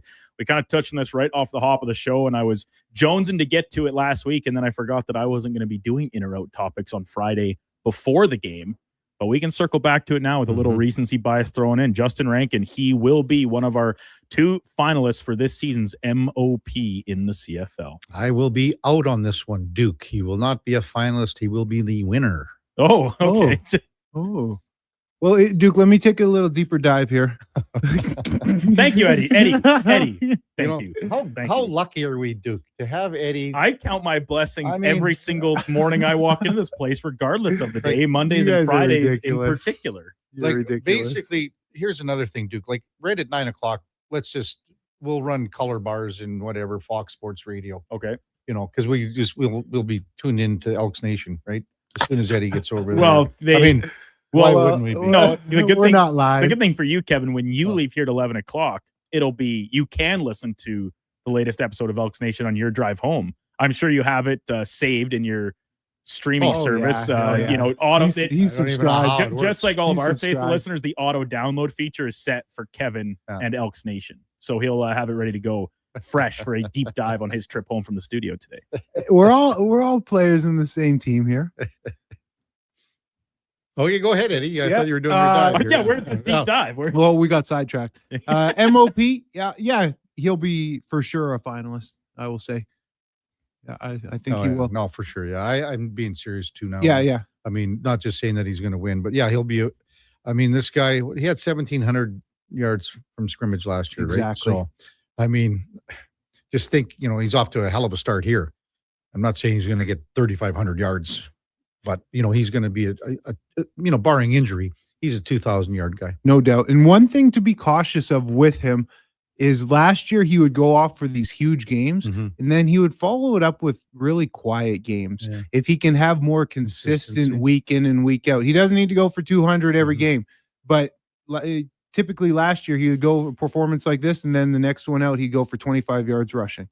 Can't do that. Got to be way more of a focal point week in, week out. And do you think so with the offense that they're sort of implementing here, if you want to call it a ball control offense or whatever you want to label it, that plays into his hands even more so. Big time. It's going to run through him. Yeah. The offense will go through him. Yeah. And we kind of saw the starting to flourish over the course of last season, right? With this big play potential that he has every time the ball gets put into his hands, his versatility as a runner and a receiver, and what he can do in space, what he can do between the tackles. He is really an all-around type running back. And if our expectations for the Elks come even flirting with the fruition of what we're kind of envisioning here with the playoff team and a team that can maybe even host a playoff game, that means the team has had a pretty good season. And there's no doubt in my mind that Rankin will be at the forefront of that and likely among, again, because he was last year among the league leaders in rushing, total yards, and of course the touchdown share, which I think he will get a pretty good chunk of on this Double E team, even with the wide array of receivers that they have at their disposal. And when I kind of saw that on full display on Saturday as well. But even a good start to the campaign for the Double E was not without its flaws. In particular, I thought my biggest criticism of the game on Saturday was the vanilla play calling on offense. I'm out. I'm going to be out, Duke. My 1A is going to be timely football. And what I mean by that is end of the first half, Edmonton was up, doing really well. You let Ottawa drive the field too easily. End of the game, same situation we talked about. Edmonton's up 29 points. All of a sudden you look up, Ottawa's in the game because the defense just didn't put their foot on the throat. So 1A is timely football. 1B, penalties. Yeah. You can't have 14 penalties for 150 yards almost. That is so much field against you. 150 yards. Yeah. That's a field and a half of football that you're fighting against. Can't do that. To me, if to answer the question here, Duke, I'll be out because the biggest criticism for me was the discipline and penalties. So you clean that up. I think that also runs tandem to what you're saying, Eddie, about letting the team back in, letting Ottawa back in the game. That was a big component to that for sure. Yeah, we did see how many pass attempts were beyond 8 yards. A couple. And we saw them yield good results, and a couple of that should have been better results. Had it been a better throw, receiver makes a bigger play. You know, it's about a lot of what ifs. But then even inside the red zone, we saw them settle for field goals early in the football game, and the play calling in those situations I thought was just left so much to be desired. And in particular, the 1 second down, we just said it, your best player is Justin Rankin. You have him in pass protection on the play when you're second and goal. What that just leaves me scratching my head a little bit about how you're utilizing the talent that you have at your disposal. And it's early in the year. They're going to have a full bye week here before they have their home opener on the 20th, obviously, and lots of things to work out, and you're still coming out of camp. But yeah, I don't know. I'm still left wanting more with the scheme and the play calling on the offense. And we know Cody Fajardo is not a deep ball passer. He's not going to air it out, and that's one of his limitations as a quarterback. But I found that there should have been even a greater effort to get the ball in Rankin's hands. Through the first half, he had 4 carries, and I think 1 or 2 receptions at that point. It was much more effective in half number 2. But that's just a little bit of a nitpicking on what was overall a very solid night for the green and gold. Keep in mind, though, Cody missed a ball in the first quarter. He missed an open receiver in the end zone. Yeah. So there's a TD strike. And when we talk about vanilla play calling, I actually thought Coach Maximic, the offensive coordinator, did a pretty good job calling the game. Last year, they had a lot of success a couple of times in the red zone when you brought in 2 running backs, Leak and Rankin. And we've been pounding the desk to get them in more of those types of sets because it freezes the defense. Well, I noticed the first time the Double E got in the red zone, they had 2 running backs and they tried a double option. You know, it didn't work, but at least coach is trying to go to the well of different things and trying to get exploratory and creative. So no, they didn't have a ton of success, but I thought the play calling and creativity was there. They just didn't execute to a high level. Fair. Very fair counter. Over the Stanley Cup final, it continues to impress us. Saturday night's thriller, overtime finish. Brandon Bussey came in relief at the start of the third period for Frederick Anderson in the Hurricanes crease, gives up nothing, makes a number of really big saves that gets them to overtime and through a period overtime before ultimately losing on a little bit of a fluky off the end boards type goal. As a result of this, and I'll be the first to say it, I don't think Anderson is the reason that the Hurricanes have been in the spots they've been in. But when you get that type of relief appearance and the jolt that provides your team, you now trail the series 2-1.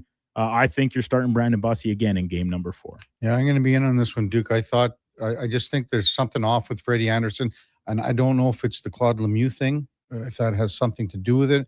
He did play the last game of the Eastern Conference Final, and sort of dedicated the game to his former agent, but there's just something off with Anderson. And keep in mind, like on the second disallowed Vegas goal, he obviously takes the contact right in the side of the head. Yeah.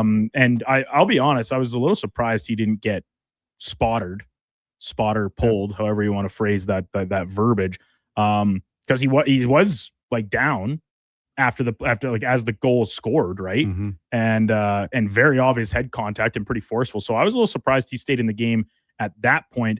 And you have to wonder if there was any sort of lingering effects afterwards, because it was right after that all of a sudden the 4 spot is put past him. Yeah, I'm going to be in because he was their guy for the majority of the regular season, right? Bussey was, yeah. Yeah, and Freddie came on and has been strong the past couple of months, but I'm going to be in that Bussey gets the nod this upcoming game.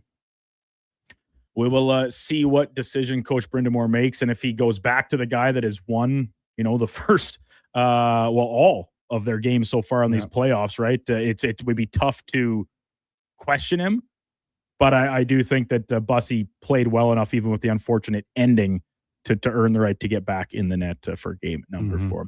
On the hardwood, game 3 of the NBA Finals tonight from the Mecca in New York City, Madison Square Garden. Knicks with a chance to go up 3-0 in the series, and it has been a complete team effort from the Knicks side of things. They have quite simply played better as a collective than the arguably more talented Spurs have to this point. And through 2 games, unsung hero of the series, I'm going way out here for this one. He has 3 points total, including a 0-point effort in game number 2.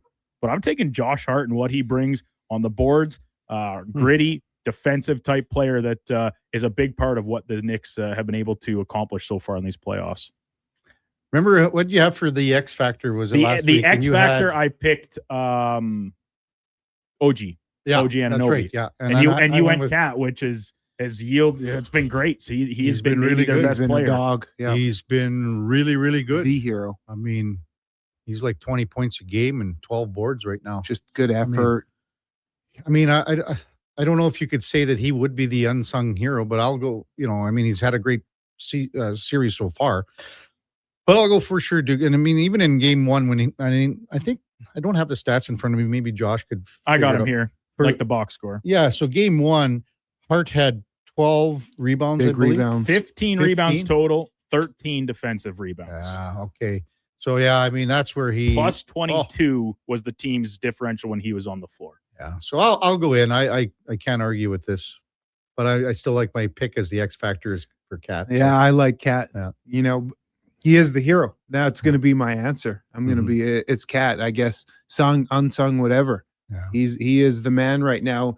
New York is having the success they're having because Cat is stepping up. I didn't think Cat could step up. I always thought he was kind of a diva, drama queen. He's stepping up and playing some big boy basketball right now. It's impressive. Yeah, he's just a little zesty. That's all, Eddie. That's the term they that's the term they used to describe Cat in NBA I feel circles. You, Duke. I feel you. He's a little bit zesty. So we'll see if they can keep it going. It is going to be an absolute madhouse at Madison Square Garden today. And as you guys talking about some of the celebrities, Seinfeld apparently can't get in. Josh and I talked about this in the Triple S on Saturday. Cheapest ticket in the whole building, and this is for nosebleeds, $9,000 to get in. Jeez. Would you pay it? USD. Well, I wonder what Seinfeld's going to have to pay for his ticket. And you think like these guys for sure are getting Yeah.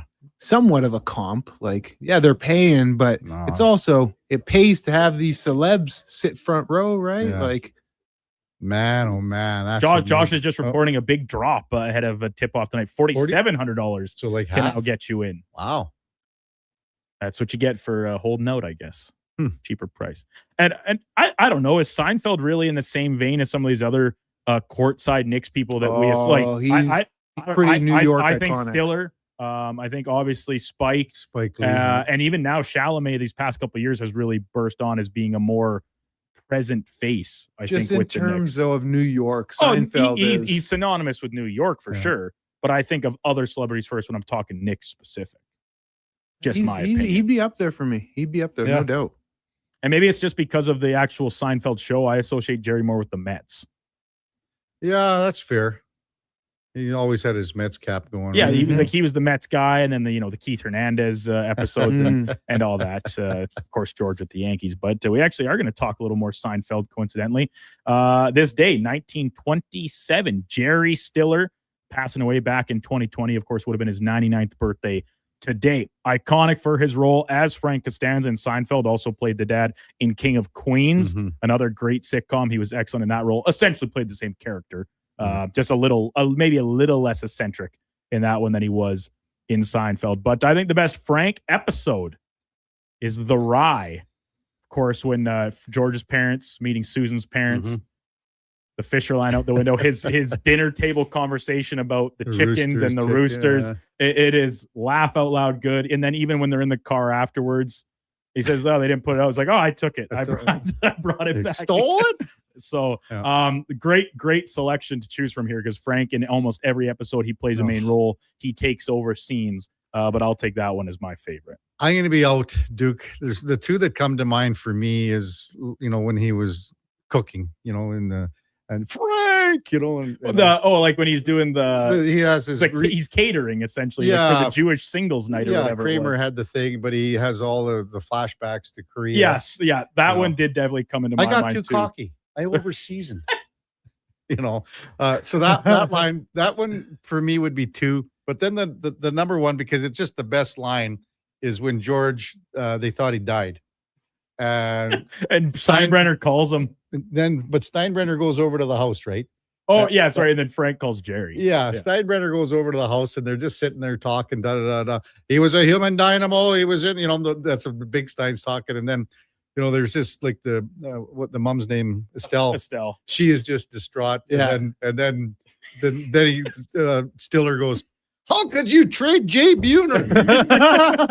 That kid had a rocket." What the hell did you trade Jay Buhner for? That's funny. Our scout said that Ken Phelps.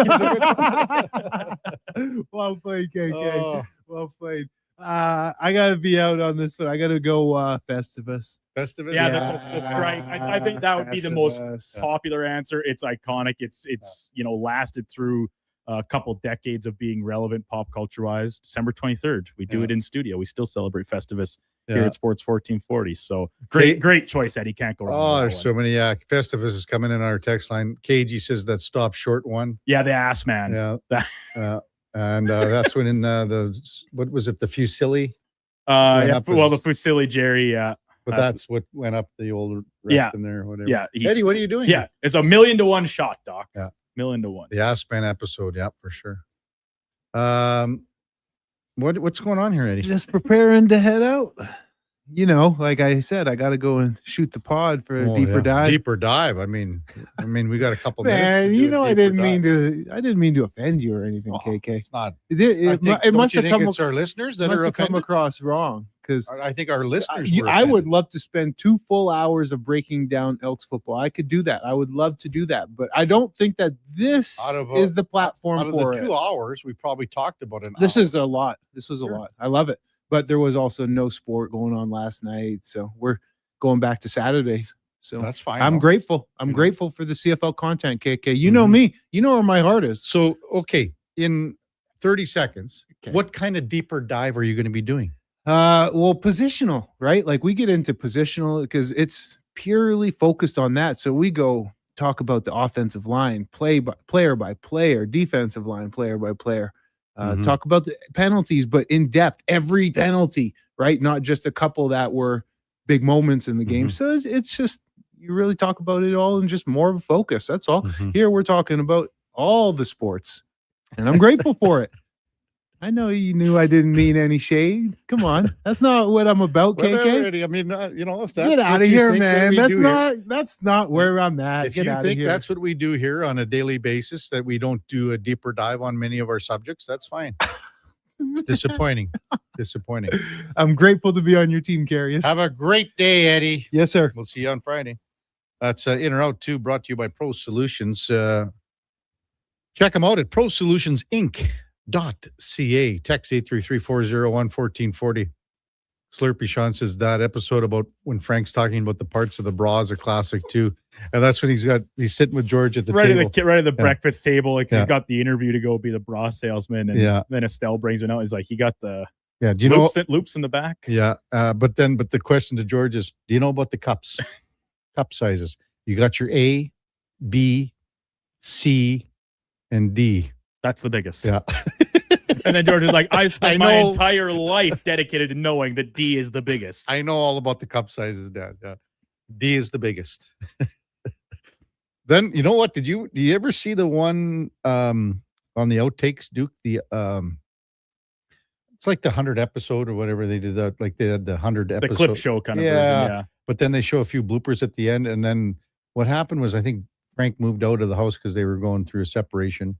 Him and Estelle, but then he had nowhere to sleep because that couch. Remember, the couch left and whatever. So he's in bed with George. Yeah, and I think he says, "Do you want to try some kasha?" Yeah, that was in an episode. Yeah, but then they showed about George laughing so bad. Oh, yeah. Well, like, and then the other great outtake is like when George gets arrested. With Elaine's employee or whatever, and Frank's just like, "You want a piece of me?" Yeah. Well, Elaine says like, "I know he's not smart enough to hatch a scheme like this." What the hell does that mean? Yeah. Yeah. I could drop you like a bag of dirt. Yeah. Oh, man. We'll get to more of your texts when we come back for hour number 3 of the show. Coming up in the 9 o'clock hour, we'll check in with Answer Khan from M Live to discuss the Dylan Larkin situation in Detroit with the Red Wings. This is a pivotal point for this franchise moving forward because this is your captain. Some people are calling the similarities to, like a Jack Eichel wanting to be out of Buffalo because they weren't winning. So this is an interesting time right now for the Detroit Red Wings and Steve Yzerman. We got Michael Grange from Rogers Sportsnet at 9:40, and then Justin Rankin at 10:20. Big game for the Elks running back to kick off the CFL season. Before all that, time now for Sports 1440 update, brought to you by Fusion Promo Marketing. Expand your brand, high quality promotional products for businesses, sports teams, and corporate events. Get noticed at fusionpromomarketing.ca. That's Fusion with a Z. Here is the Duke. This is a Sports 1440 update.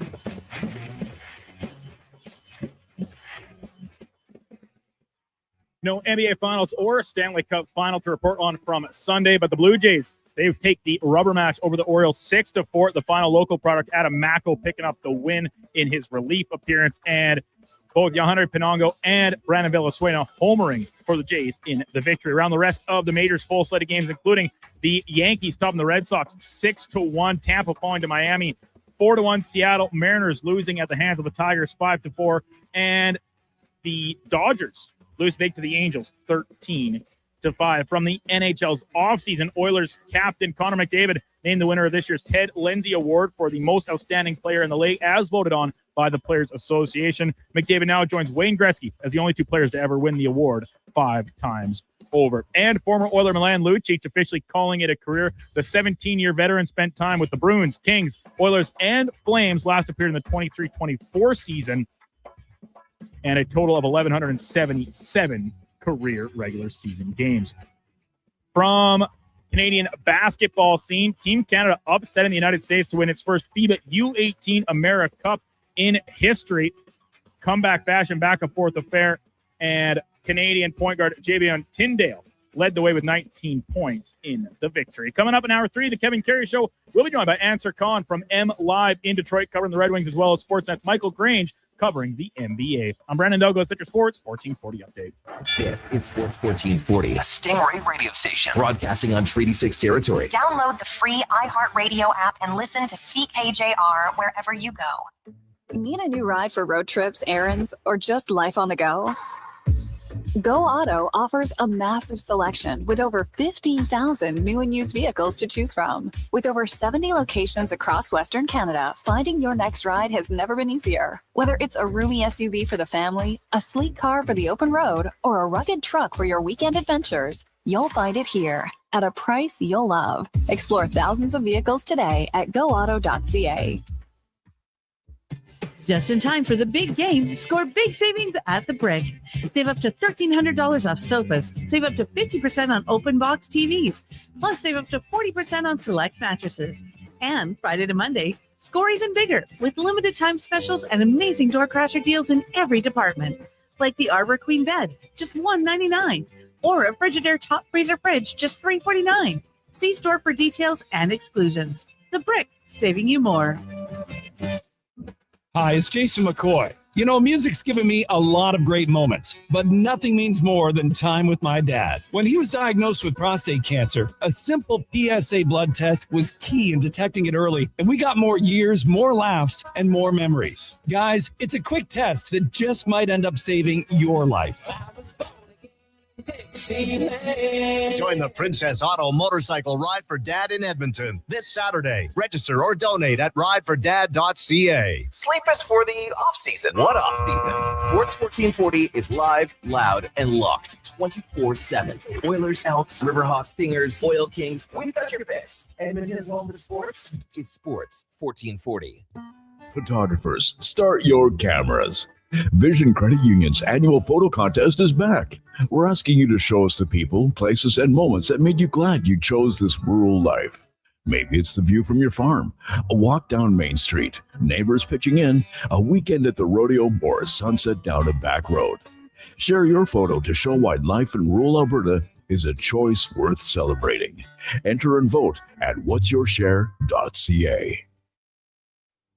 For the most physically demanding jobs, Carhartt's Rugged Flex technology provides extra stretch where it's needed most to help you crouch, kneel, bend, or crawl with ease. Rugged Flex pants give you a maximum mobility advantage every time you put them on. Find the largest selection of Carhartt Rugged Flex at all 3 of our Edmonton job site workwear locations and online at jobsiteworkwear.ca. Job site workwear, tough for tough jobs.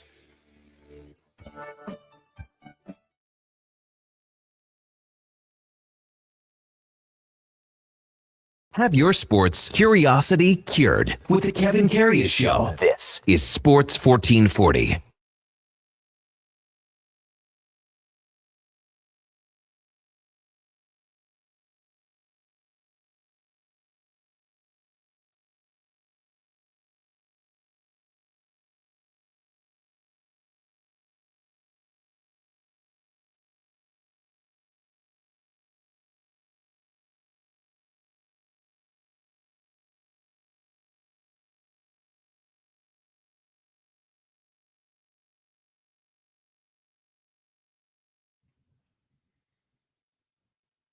All right, welcome back to the big program. 9:08 in Edmonton. Kevin Karius, Duke of Delburne, and Josh Fenwick with you here on Sports 1440 AM radio. We're streaming on YouTube, X, Facebook, Instagram, and Twitch. Duke's been mentioning it in the updates about the Toronto Blue Jays win yesterday over Baltimore. They open a series tonight against the Philadelphia Phillies. Christopher Sanchez will be on the hill for the Philadelphia Phillies up against Patrick Corbin. I mean, I don't remember a time, especially in the National League, where there are a handful of pitchers that are this good. I mean, when you look at the list of pitchers, and I mean, Shohei Ohtani's at the top of the list. Sanchez is right there. I mean, Paul Skeens is right there.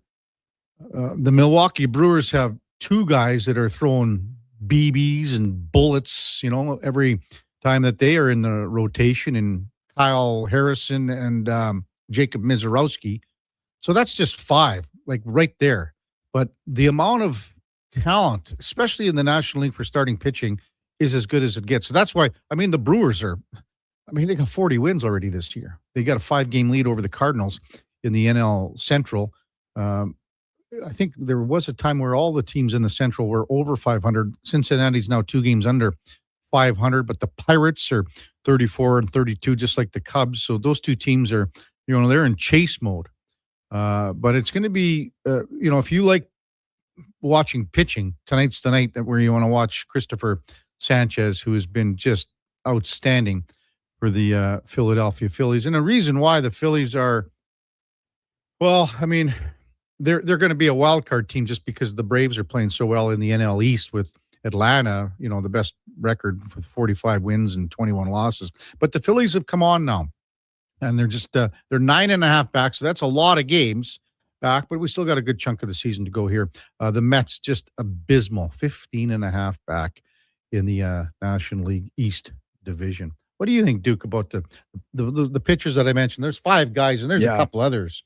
But Ohtani, his ERA is at what, 0.65 or whatever. Yeah, that's pretty good, I think. It's insane. And you mentioned Mizorowski amongst those. He was going, was it yesterday or Saturday? I think it was yesterday for the Brew Crew.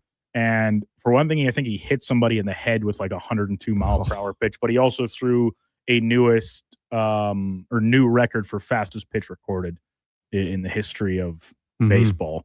I can't remember the exact figure on it, but I just saw the tweet come across my timeline that he had set a new record. So he's an absolute blazer. And then talk about like a lot of the names you just ran out are just the starters, and there's a couple relievers that are having just tremendous seasons and even garnering a little bit of Cy Young consideration. Obviously Mason Miller out west, and then it's a lot quieter, and maybe it's just focused out of some of the Blue Jays content that I follow more closely. But Louis Varland, when you look at his numbers and his track record this season, it can't be ignored that he absolutely deserves to be in that same conversation. So he's been great. Like 2 guys I never even mentioned. Husks just texted, speaking about great pitching, Chris Sale and Burns at Cincy been great for my fantasy team. There's another, Sale, he actually didn't have a great start against the Jays last week. No, they season high for hits and I think runs given up. So text 833-401-1440. We had a lot coming in about the Seinfeld and the lines, and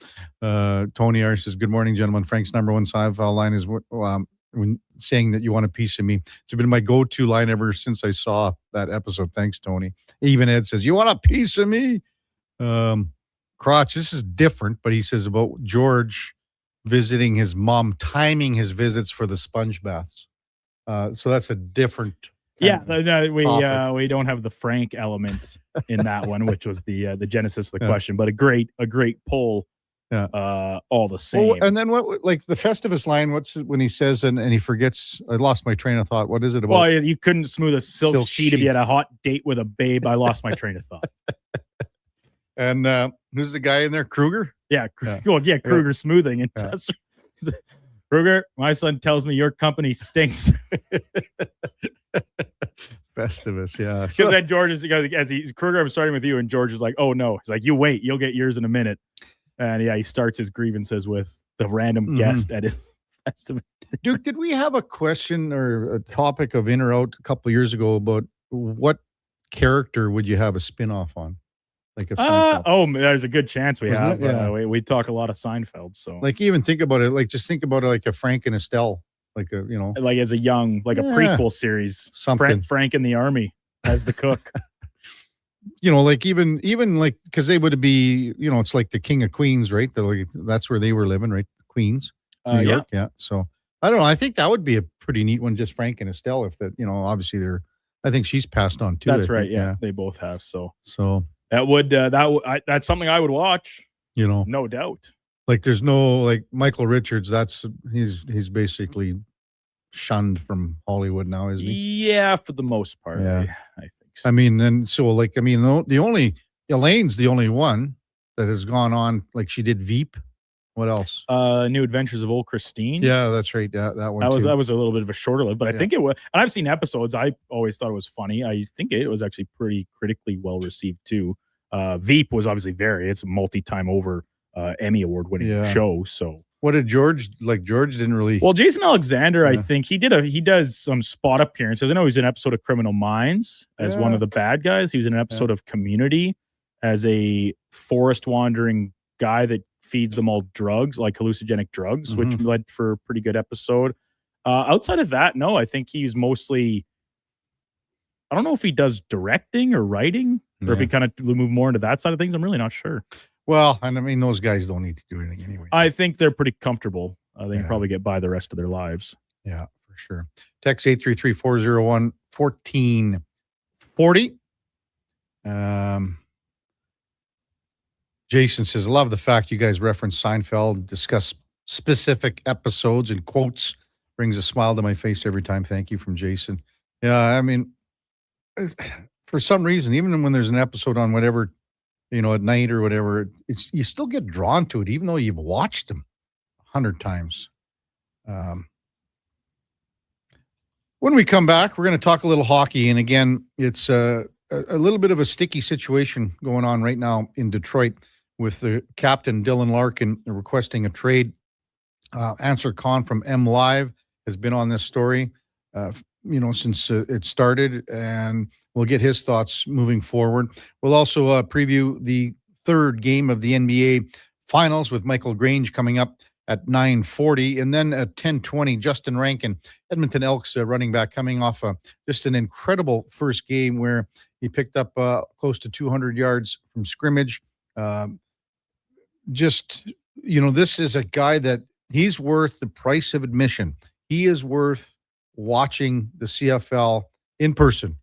If you go to the games and you see a guy like this busting through holes, catching the ball out of the backfield, and to get off to a start where, again, with the bye week here, and to get off the start that they really needed. This team needed a win in Ottawa. Now you got Montreal coming in here for the home opener on the 20th.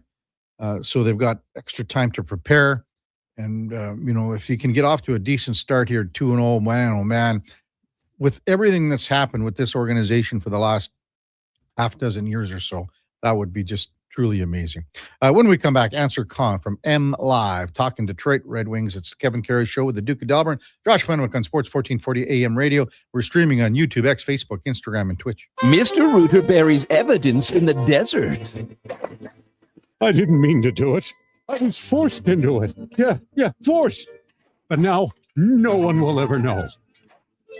You've done well, Mr. Rooter. You did something awful, but you covered your tracks. It's done. The last transcript that shows I did a semester of electrician school. Uncover evidence of the proudest plumber, Mr. Rooter.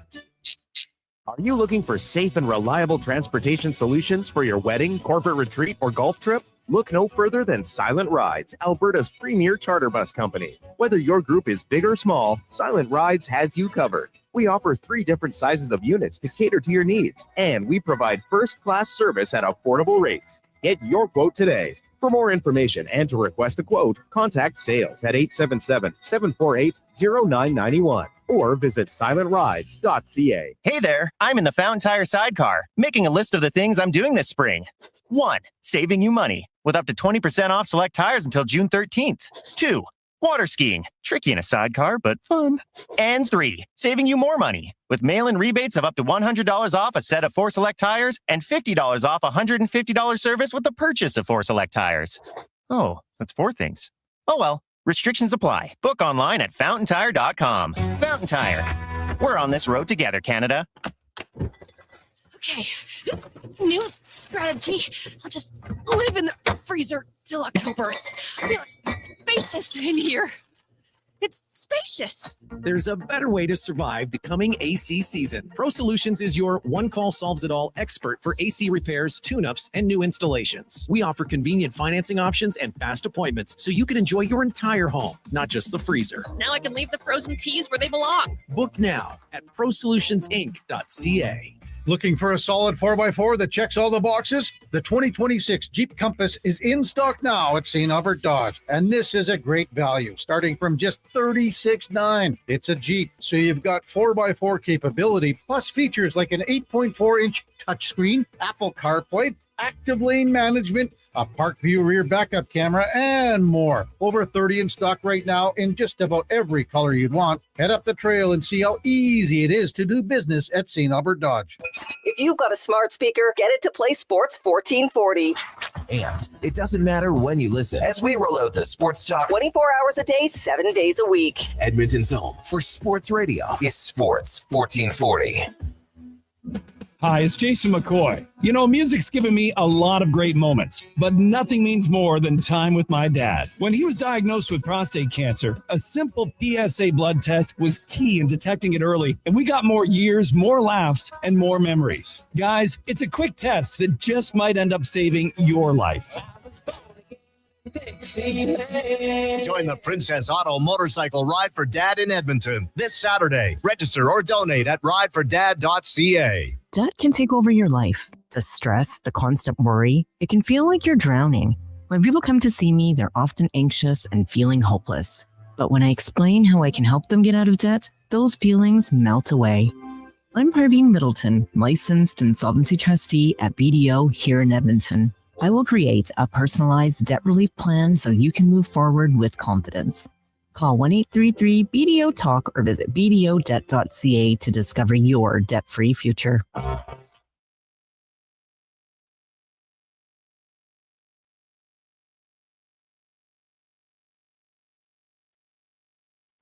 Stories, guests, and insights. This is Sports 1440 and the Kevin Karius Show.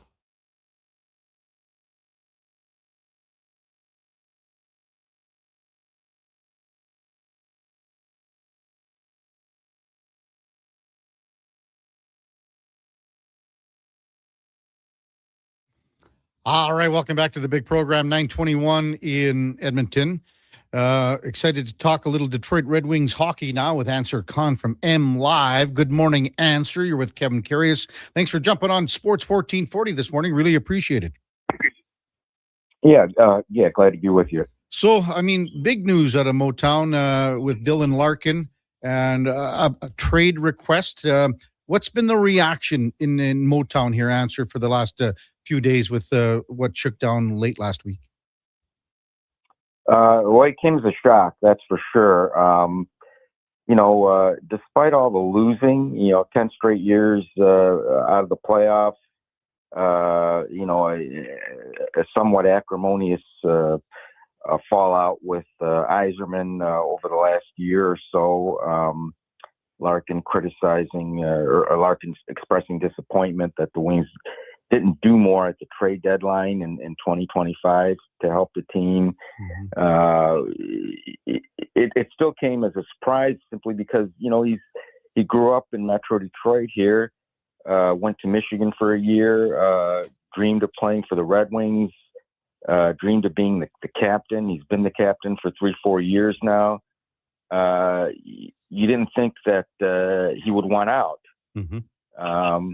And he even after the season, he even expressed a desire to be part of the solution here moving forward. So obviously, between then and now, something happened to change his mind, and it's made a bad situation even worse because even without this turn of events, they were in tough. Heading into an off season where it's a very thin free agent class. They need offense. They need scoring. They needed a number 2 center. Now it looks like they're going to need a number 1 center. And their only hope was to, make an aggressive trade. And now this is now they're going to be forced to make one. How would you describe, Answer, the relationship, how it's deteriorated between Larkin and Steve Yzerman? Yeah, it has absolutely deteriorated over the last year plus. Yzerman was not happy with Larkin publicly expressing his disappointment at the team not doing anything basically at the 2025 deadline to improve their roster. Yzerman his counter was, well, we needed our best players to be their best players. He cited Montreal as an example that didn't do anything at the deadline that year and still made the playoffs. He was livid from what I understand. And he basically told Larkin, you got to be better. You got to be a better player. You got to be a better leader. Larkin obviously didn't take that well. And here we are. What about his relationship with Todd McClellan? Yeah, I don't know about that. I don't think there's any issues there at all. I don't think there's anything there. Yeah. So what about some potential landing spots? Answer. Where do you think some potential trade partners could evolve here? Yeah, from what I understand, I've been told, it's a very short list that he submitted to the Red Wings, 3 teams. I don't know for sure what the teams are, but it's pretty easy to speculate that it's probably Minnesota, Vegas, Tampa Bay, maybe Florida, maybe Dallas, but very short list. And the problem is, if Yzerman's not going to be taken advantage of, he can be very stubborn. If he doesn't like the offers that he's getting from any of those teams, he's not going to make a trade just to satisfy Larkin. He'll say he'll do one of 2 things. He'll say, you got to expand that list. He'll go back to Larkin and say, you need to add more teams to that list, or you can just come to training camp next year and see how that goes. And that would be a very awkward, then the ball's in Larkin's court. It's like, what are you going to do? Are you going to show up? Very awkward situation if he's still on the roster in training camp. Answer Khan from MLive.com, our guest on the Kevin Karius Show on Sports 1440. Do you think like it could even get to that stage? Or are we past the point of him ever wearing the wing wheel again? No, I think it's possible. Okay. I wouldn't completely rule it out. Yzerman will try whatever he can to get him out of here. But like I said, it all depends on the offers. If he's not getting, they need a number 1 center. They've got nobody. I mean, absolutely. They don't even have a number 2 center, really. They need somebody to step in for Larkin on that top line. Otherwise, they could be like the worst team in the league next year. And if he's not getting that, because he's not going to get it through free agency. If he's not getting that, I just don't see him giving up this prime asset for pennies on the dollar. And he's just going to say, look, you can just sit there. I mean, if you want, if you're not going to expand that list, I can't help you. And then it's up to Larkin. He's not going to be the captain next year. That's for sure. He's not going to be. If he does come back somehow, he won't have the C. It'll be interesting to see how the fans react. Although many of them seem to be blaming Yzerman for this whole mess. But a good portion also say, that's, you just can't quit on the team like they think that Larkin has. Yeah. Answer Khan with us on Sports 1440. So when you mentioned that the fans are maybe pointing the finger at Yzerman a little bit more here than Larkin, how's he being received the last little bit here in Motown? Not good. Even before this whole predicament here, the patients had almost run out here. 7 years, no playoffs under Yzerman, 10 straight years altogether. I think fans, their main beef is lack of aggressiveness, is reluctance to trade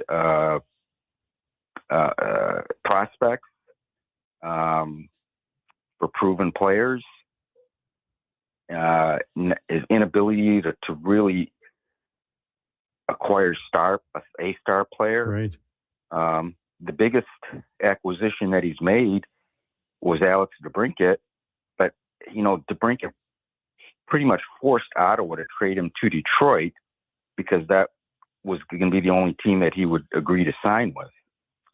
So fans are very disappointed. This is not what they expected 7 years ago when he arrived. they were basically throwing a parade for him at that time, thinking we're back. They were done with Ken Holland. They wanted a change, and they wanted Yzerman. And this is the last thing that they expected. Right. Answer Khan, mlive.com, our guest on the Kevin Karius Show on Sports 1440. What about the goaltending situation, especially with the two guys in the minors and Trey Augustine, and of course Sebastian Cossa, who played here, junior with the Oil Kings? His name gets brought up all the time in this market about a possibility of him being traded to the Oilers. What's the plan moving forward with Cossa, do you think? Yeah, I think, basically it was apparent in Grand Rapids here in the playoffs when they opted to go with Michael Postava for the playoffs. They pretty much indicated Cossa does not have much of a future here in the organization. I would expect certainly they'll look to trade him this offseason. He had a good, for the most part, he had a good regular season in Grand Rapids. It's his last year in Grand Rapids because he's no longer waiver exempt next year. But he did slump down the stretch the last few weeks. That prompted them to make the change. And because they have Trey Augustine from Michigan State, who's starting, next year will be his first full season in Grand Rapids. Very high on him. And obviously Postava, they like him. So they got two really good goalie prospects there. And Cossa is the odd man out. I don't think, I don't see a path forward for him in the organization. What do you think they do with Patrick Kane here, Answer? They want to sign him, and I think he wants to come back. I don't know if this Larkin situation will affect that because Kane mostly he didn't play a lot with Larkin. It was DeBrincat was his the guy that he has the chemistry with, the other winger, and his close friend going back to their days in Chicago, the guy that really recruited him to come to Detroit. He likes it here. He's comfortable here, and the Wings need his scoring. He was actually their second leading scorer behind DeBrincat following the Olympic break. He had a strong finish to the season, and like I said, they're hurting for offense, especially with this Larkin situation. And so they will. I would expect them to re-sign Kane. He's actually the thing about Kane is in each of the last 2 years he's waited until the day before free agency to sign. So I wouldn't be surprised if that happens again. How much do you think Kane's got left in the tank here? I think he's got another year. I think he can still. I think he can still be productive for another year. Now he's managed to be productive here, despite their troubles. It's been a rotation at second line center here. They've shuffled all kinds of people in and out, from JT Comfort, young Marco Casper. They gave him a look. Andrew Kopp actually played fairly well the second half of the season in that second line center spot, but they don't look at him as the solution there moving forward. So despite all the uncertainty at that second line center spot, Kane's been pretty productive. Sure, he has the defensive deficiencies and all that, but they feel that the offense they provides, especially on the power play, makes up for that. Answer Khan with us on Sports 1440. Is it simple to say that, again, with Larkin likely not there, and if he is, not to be the captain moving forward, is it easy to say that Moritz Seider is the next captain of this hockey club? Yeah, that is the by far the easiest question to answer. 100% he is the next captain. Yeah. What's he mean to this club, Sider? Well, invaluable. Yeah. He is, even though Larkin is considered the face of the franchise, Sider, without a doubt, is the most invaluable player. It's hard to imagine what this team would be like, as bad as it's been the last 10 years, without Sider for the last 5 years, because he just does it all. I mean, logs, yeah. I mean, it does it all. Yeah, for sure. No question about that. Just one more with Larkin. Do you see something happening here before, the draft in July 1? I think so. I think that's the most likely time frame. And I'm sure that's what Yzerman has in mind. He'd like to get this done, I'm sure, by the draft, because he's got other things to take care of. And, whatever free agency gets, whatever, if he makes any trades, the team and the players need to know, like, what's this team going to look like? Who's going to be in for Larkin? So it's kind of like dominoes falling, and Larkin would be the first one to fall. Great stuff, Answer. Really appreciate your time this morning. Thanks for coming on, and we'll see how everything shakes down regarding Larkin here in the next few weeks leading up to the draft. And enjoy the rest of the Stanley Cup final, too. Thanks for coming on. Sure. Glad to be with you. Answer Con, mlive.com. It's an interesting, the return that you'd be looking at for a guy that's, Dylan Larkin's a 30-goal guy for the last, 4 or 5 years minimum. Just got to check his stats. So he's like 31, 32, 33, 30, and 34 in the last 5 years. So you're going to get a good return for this guy. But again, when you pigeonhole yourself in as far as the organization goes with just a few teams, Answer's right. Maybe down the road here, if Steve Yzerman doesn't like what the return offers are, you're going to have to say, listen, you're going to have to open up your teams that you want to go to. You're going to have to increase that for sure. When we come back, Michael Grange from Rogers Sportsnet will preview the NBA Finals, see what's going on in the Raptors world as well on the Kevin Karius Show with the Duke of Delburne, Sports 1440 AM radio. Along with Josh Fenwick. We're streaming on YouTube, X, Facebook, Instagram, and Twitch. Come for Canada's largest trade shows, the biggest names in entertainment, exhilarating sporting events, and more. And stay for the experience at the Edmonton Expo Centre. Looking for the perfect place to host your next big event? From trade shows to galas, meetings, and concerts, the Edmonton Expo Centre has the space, event expertise, and service to make your next event unforgettable. With over 522,000 square feet of flexible event space, in-house catering, and operational expertise, they bring your biggest vision to life. Learn more at EdmontonExpoCenter.com today. Hi, Mike here from Northgate Chevrolet Buick GMC. This deal's only good till 6 o'clock tonight. We need your credit card to hold the color. Hold the color. Summer package. Winter package. And the ever-famous re-PDI fee. I gotta pay you to rebuild the car? Does this sound familiar? At Northgate, we do things differently. We offer 0% financing, a great selection of new, pre-owned vehicles. So if you'd like to do business a different way, stop in and see us today, 13215 97th Street, or visit us online at northgategm.com. You're in Northgate country. There's one game that kicks off summer, June 20th at Play Alberta Field at Commonwealth Stadium. The Elks home opener, Elks Alouettes, presented by James H. Brown, Alberta Injury Lawyers. Lock in your tickets now at goelks.com/tickets. Our city, our year. Tee up at the 2026 Golf-a-thon presented by Popeye Supplements June 19th at Rundle Park, supporting the University Hospital Foundation. Golf all day long for $250, including a cart and food. GoTrackSocialClub.com. Guys, there never seems to be enough time in the day, but you need to make time for this.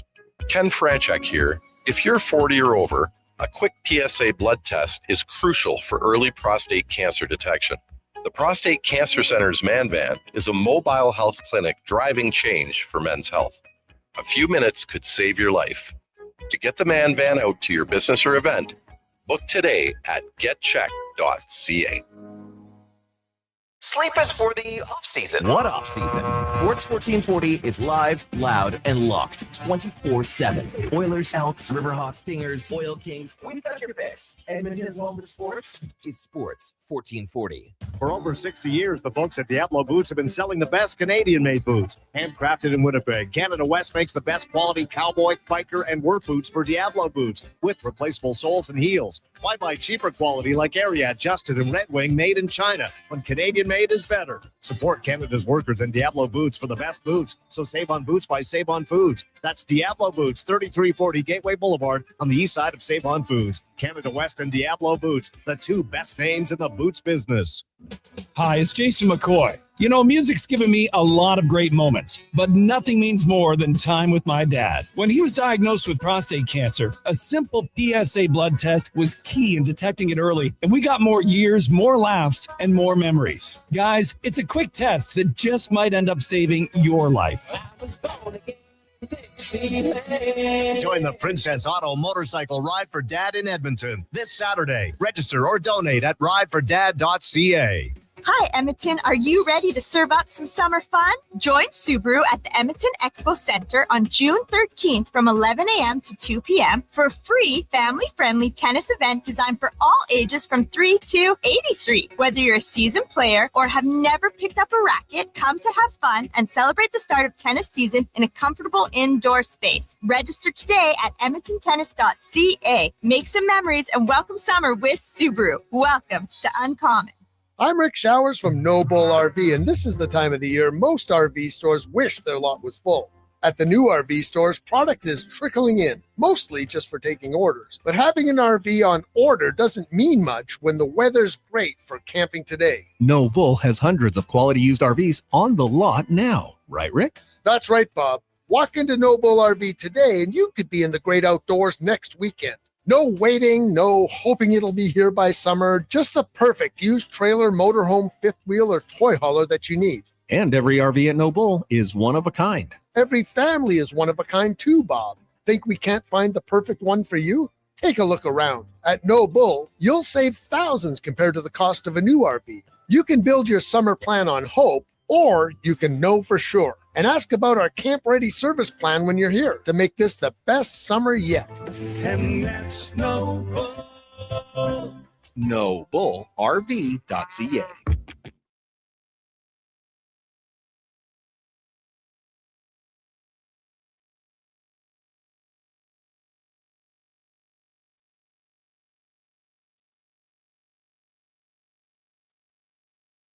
Have your sports curiosity cured with the Kevin Karius Show. This is Sports 1440.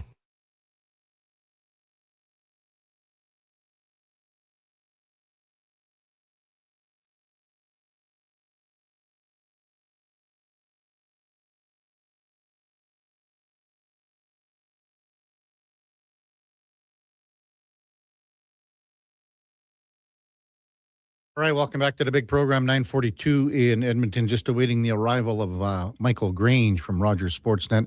We will discuss a little bit of the Raptors, NBA Finals, game number 3. Exciting time for NBA Finals because it's been a heck of a series so far. Game number 3 goes tonight. We'll see what the Knicks have to offer in the sense of that city's going to just be like on fire tonight. It's going to be a wild scene down at MSG. I don't know if you've ever had an opportunity to some of our listeners to, maybe just give us a shout if you've been to a game there, whether it be Rangers or Knicks it's the world's most famous building for a reason. That's what they call it. And the amount of events that they have in there on a weekly, nightly basis, whatever you want to call it, it's quite remarkable between concerts and shows, and obviously the Knicks and the Rangers are the main tenants, but there's an atmosphere in there that is simply amazing, and it should be quite the scene tonight. I mean, we talked about Karl Anthony Towns and how his matchup through 2 games with Victor Wembanyama has kind of shaken out here, and Karl Anthony Towns, he's won the matchup. It's that plain and simple so far. 19.5 points, 12.5 rebounds, 4 assists a game.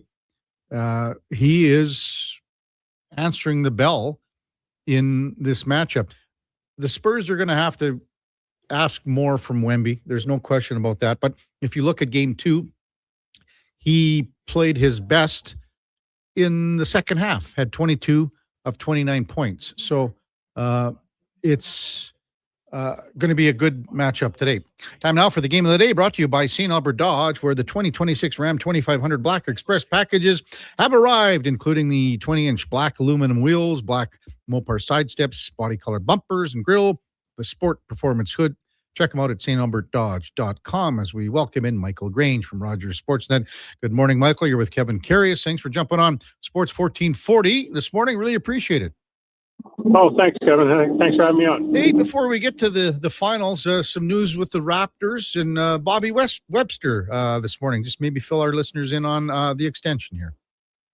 Yeah, got an extension, multi-year, and he also got a bump in title to executive vice president.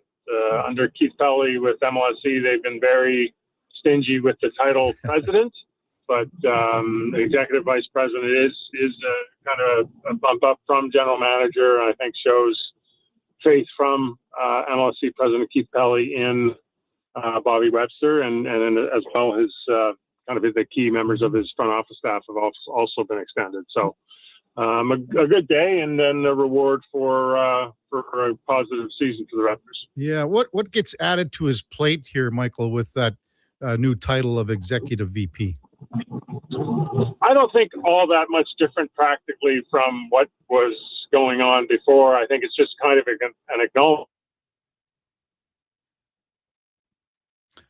I think we might have just lost Michael Grange. We'll see if we can grab him back. It sounded like he was just driving from somewhere. Maybe he was at this news availability, media availability just right now. So we'll try to get Michael Grange back with us here on Sports 1440. Yeah, as Michael said, also in addition, so the Raptors also announced the contract extensions for assistant GM Dan Tolzman, vice president of basketball strategy and research Keith Boyarsky, and then operations lead, Tyler Flexman. Webster, by the way, has been with the Raptors for like a dozen years now, a little bit more actually. He joined the basketball club in June of 2013. So he's into his 10th season as general manager, took over, of course, duties with the Raptors, Masai Ujiri, who now is in Dallas running the Mavericks. Hey, Michael, we just kind of lost you there. Have we got you back here?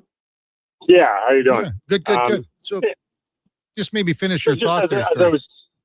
Sorry, as I was saying, I think it's just an acknowledgement that the job's a little bit bigger than being only, let's say, a general manager. There is, a responsibility and visibility on the business side for what is a very big operation. So I think that's all that really reads into that. Would you say that he's got a couple things top of mind would be his first or second order of business here in the off season? Yeah, I mean, he's only really got one significant free agent that needs to be figured out, and that's Sandro. I just call him Sandro. Mamoukelis. Yeah. I'll get it next year, maybe. Sandro's just fine, man. Anyway, but he had a really good year, but he's, it's expected he's going to be a free agent. And, bringing him back on a number that the Raptors can manage without going into the luxury tax would be, that's going to be an important one. I think there are some questions about what they may or may not try and do with the roster around trying to build a little bit more flexibility in it and kind of rebalance it a little bit. And, they just don't have that many options. And, the one name that does come up is on occasion is RJ Barrett. And that's because he had a really good year and he's only got 1 year left on his deal.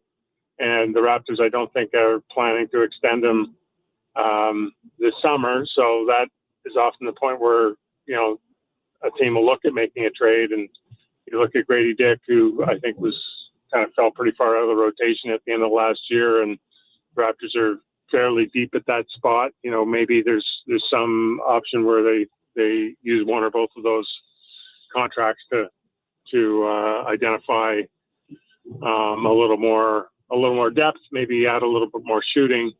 But saying all that, I don't think the Raptors are desperate or in a position where they're under a ton of pressure to make a move this summer. Those are just sort of the options that they might be looking at. Yeah. As far as the draft goes for the Raptors, just one more before we get to the NBA Finals. Is there a certain need you think that they'd be looking for here? Well, they're picking 19, and so I think you're not really picking for need. You're going to try and find a player that they hope can turn into a rotation NBA player, and most likely not immediately, especially on a team that's relatively deep like the Raptors are. So, you're just going to see they probably are dealing with a pool of 5 potential candidates. They'll game it out that they believe will be available at 19, and whichever one of those they believe is the best player they'll take. They won't. I think if there were kind of a tiebreaker, would they try and add a young big? I guess that would be the most obvious, just because they are low thin after Jakob Poeltl of traditional type centers. But you look at the way Colin Murray-Boyles kind of emerged in the last year, his ability to play minutes at center. So again, I don't think that's any particular thing is a burning priority. Michael Grange from Rogers Sportsnet, our guest on the Kevin Karius Show here on Sports 1440. So how nutso do you think NYC is going to be tonight, Michael? I think it's going to be crazy. I mean, Knicks, I've been to a lot of Madison regular season games at Madison Square Garden. I have, going way back, been at some playoff games at Madison Square Garden. And the crowds there are always live. They're always really passionate, really knowledgeable.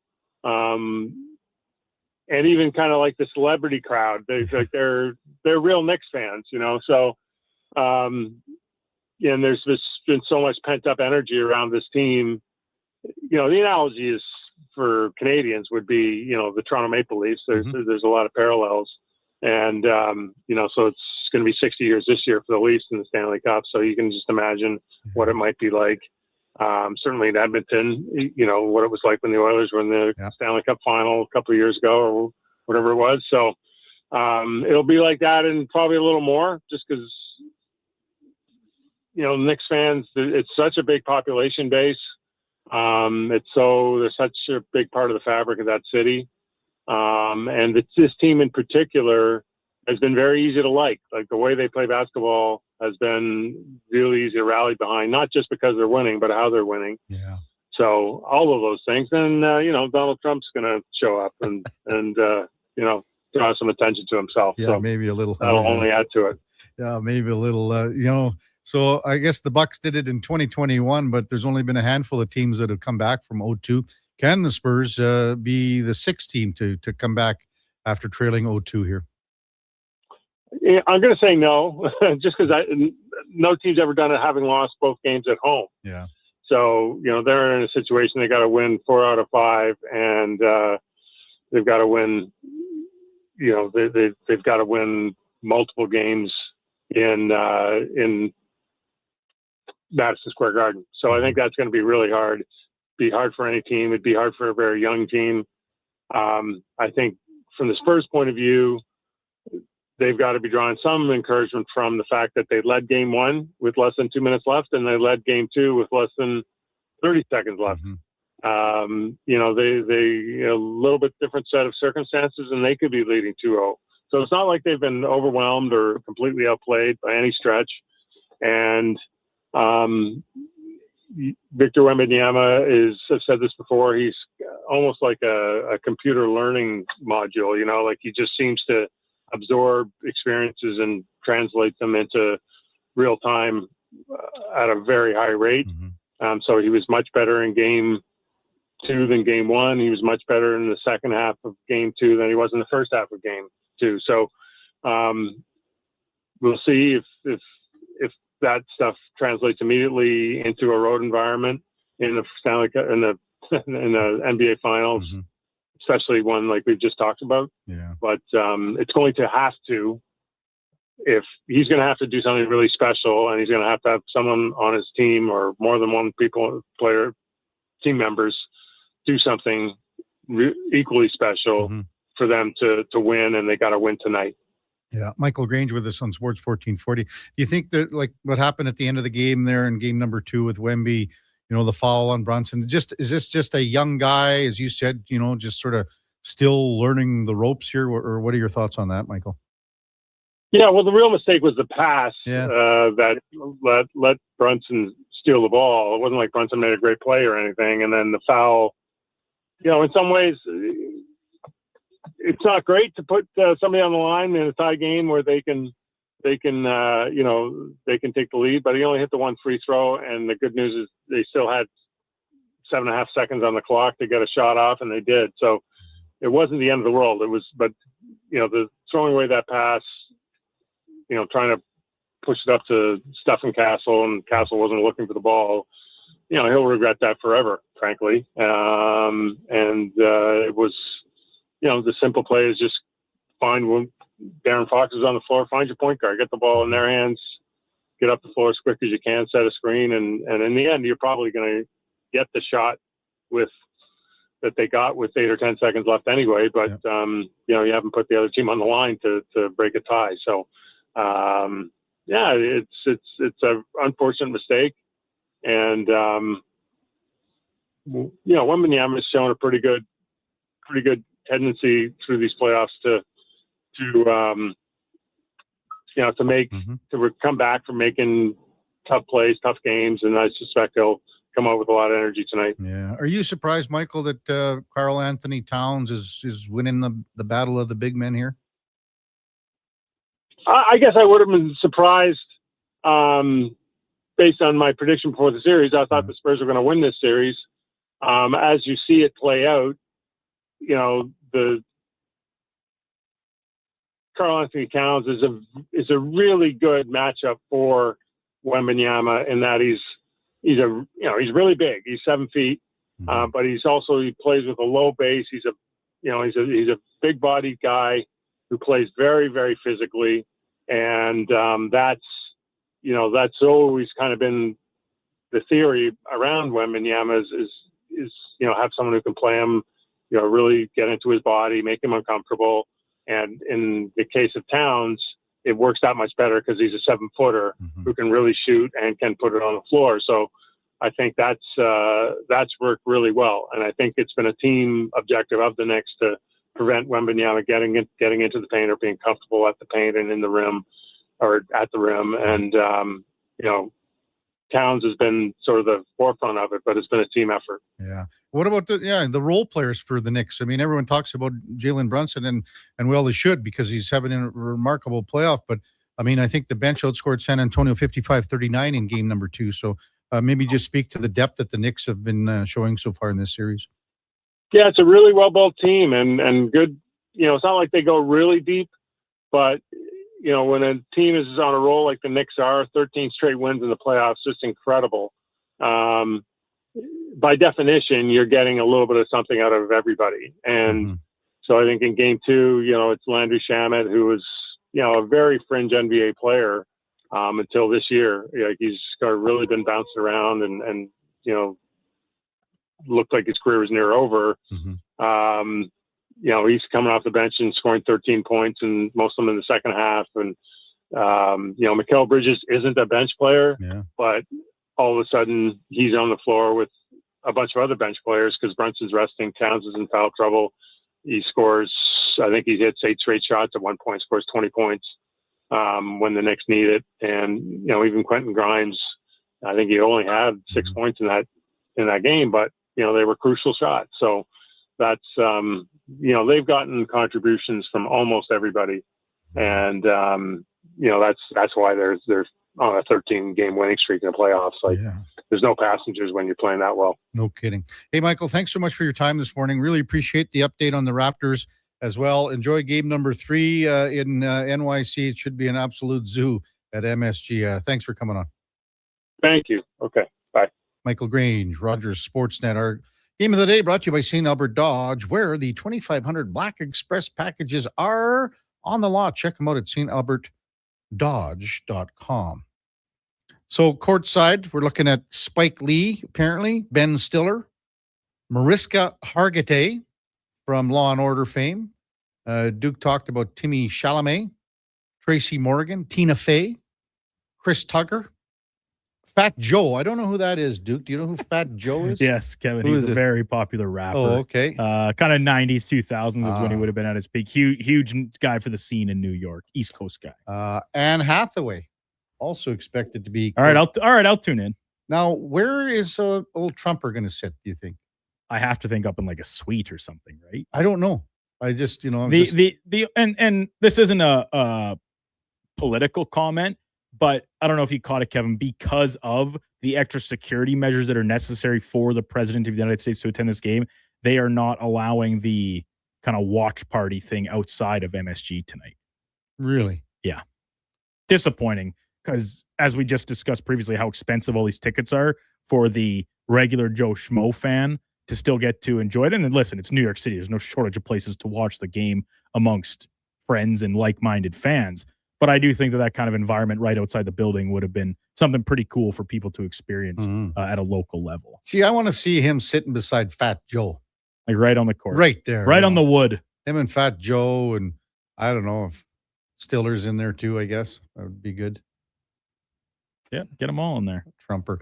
Patrick Ewing, Bernard King, Walt Frazier, Larry Johnson, John Starks, Latrell Sprewell, Alan Houston. Charles Oakley still. No Chuck Oakley, eh?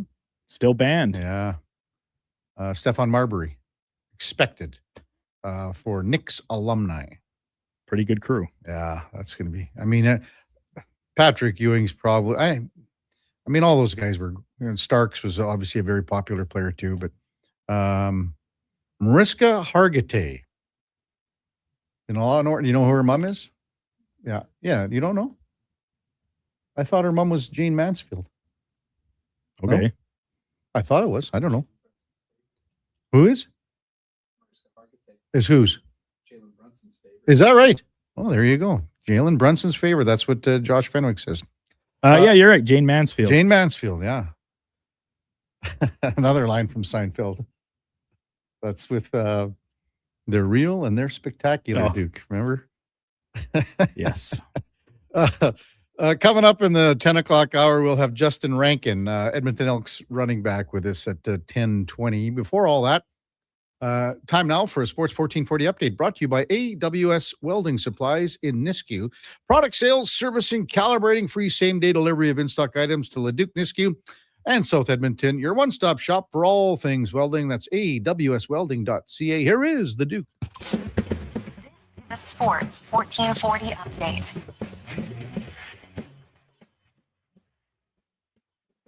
Game 3 of the NBA Finals tipping off tonight from New York City at the Mecca. Madison Square Garden hosting a Finals game for the first time since 1999. Knicks currently touting a 2-0 series lead over the visiting San Antonio Spurs. Tip-off scheduled for 6:30. Off the court, Toronto Raptors announcing a multi-year extension for general manager Bobby Webster, and also promoted simultaneously to hold the title of executive vice president alongside his GM role. Webster's been in the GM position for 10 seasons now, or entering his 10th season, and in full control of basketball ops since Masai Ujiri left the team last summer. Down in Atlanta, the Hawks and head coach Quinn Snyder have agreed to a multi-year contract extension. Snyder been with the Hawks since the 22-23 season, and this past year, 46-36 record, losing in the first round to the New York Knicks.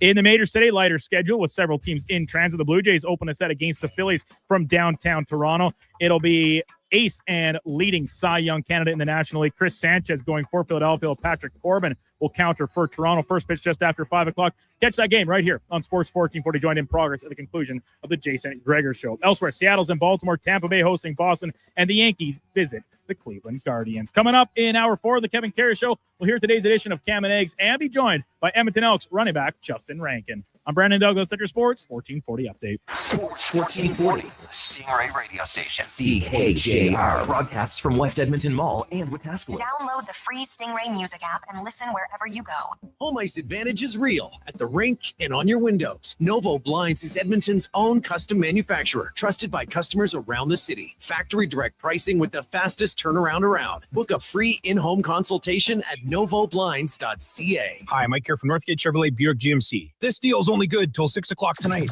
We need your credit card to hold the color. Hold the color. Summer package. Winter package. And the ever-famous re-PDI fee.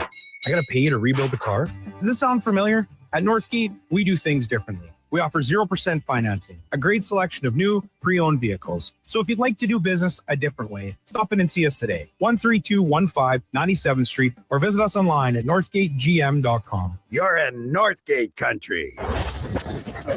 24 hours a day, 7 days a week. Edmonton sports fans stay informed with Sports 1440. Stream us. Listen to us on the AM dial. However you consume this radio station, thanks for listening. Hey, sports fans, we've got a clear choice for you. At Crystal Glass, we provide customers with the perfect glass for any job. From home to auto and even commercial, installation or repairs, we're your team. Call 310 Glass or visit crystalglass.ca. Crystal Glass. All the protection you want, none of the weight. Introducing Timberland Pro's Boondock Ultra Light Work Boots. The lightest Boondock yet, with the Timberland durability you expect. Conquer long shifts, move faster, and work safer with all-day comfort in a lightweight package. Find your Boondock Ultralights now at all 3 of our Edmonton job site workwear locations and online at jobsiteworkwear.ca. Job site workwear, tough different jobs. Barbecue season. Nothing like a great steak. Which reminds me, Metal Supermarkets has even created custom grill tops for rusted old barbecues. It's one of the many special requests they've received over the years. You'll be amazed what their skilled crew can do. Barbecue grills to grills for classic cars. Sky's the limit. Speaking of sky, that's a lot of smoke up there. And fire in the hole. My steak. So long, sirloin. Metal Supermarkets, the local convenience stores for Southside, West End, metalsupermarkets.com.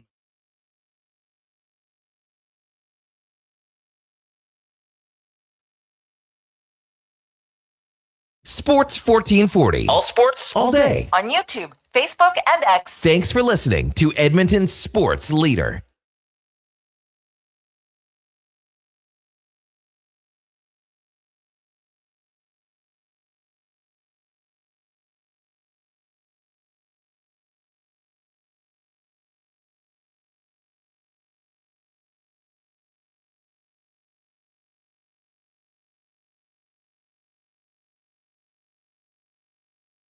All right, welcome back to the big program, 10:06 in Edmonton. So glad you're with us on a Monday morning on Sports 1440 AM radio. Kevin Karius, Duke of Delburne, Josh Fenwick. With you, we're also streaming on YouTube, X, Facebook, Instagram, and Twitch. We've got the highlight reel wheel going on in our Sports 1440 studios here at West Edmonton Mall. Just watching Nelly Korda make that last putt to win the U.S. Women's Open. Man, it was no more than 3 feet, Duke, I don't think, eh? And she used the entirety of the hole to win it. Also in the PGA yesterday was they had a playoff. JT Poston beat Ryan Gerard in a 2-hole playoff, I guess it was. Poston finished at 12 under, as did Gerard. And Poston actually shot 72 in the final round just to kind of hang on. Tommy Fleetwood was sniffing around, as was Wyndham Clark. Sam Burns also T4 at -10. Top Canadian was Nick Taylor, I believe. No, Sudarshan Yalamaharu, again, +6. They had a tougher go, I think, for the Canadians. But Taylor, and it was a tough weekend for Taylor because after day one, he was like T5. And then by the time we were talking with Gary on Friday at 10 o'clock, he was already 3 over through 3 holes on the day. You're right, Duke. Bit of a rough go for Taylor after a very promising start. Shot a 68 in the first round, then 78, 73, and 76. T43, as was Taylor Pendrith at T43. Yalamarahu was at T40. But there weren't a lot of low scores. There was a lot of guys over par at the Memorial, presented by Workday, Jack Nicklaus's tournament at Muirfield Village Golf Club, just outside of Dublin, Ohio. But it's a big these guys, they always want to play in obviously all the majors, but they also want to play in Jack's tournament and they want to play in Arnold Palmer's tournament. That's kind of how a lot of them set their schedule. Text 833-401-1440. BC Oilers says, you guys should start making weekly CFL spread picks like you do with the NFL. Maybe we should. Is that something you might be interested in, Duke? Of course. I'm always interested in things like that. Sham says that Donald Trump is sitting in the owner's box. Yeah, I think he was invited by Dolan personally, so that would make sense. I'd make him pay for his ticket. It's a little donation. Yeah. American taxpayer donation. Text 833-401-1440. We'll get to them in the next hour. Again, Justin Rankin, Edmonton Elks running back, will be with us at 10:20. Got to get in another edition of Cam and Eggs with Cam Tate. I believe this would be order number 39, Duke. Is that correct? Order number 39 of Cam and Eggs. Cam and Eggs, order 38. Kevin Shagus, Oil Kings alumni, very successful insurance guy. Kevin told me something years ago, and I think about it more than the Elks think about finishing football games. That's not a compliment to Kevin. That's an observation about the Elks. He said, you go in the front door and leave through the front door. Front door in, front door out. Not the side door, not the back door with the garbage bags and the guy on a smoke break. The front door. Simple concept. Apparently very hard. Hold on to that. Edmonton Elks, Saturday, 29-19 over Ottawa.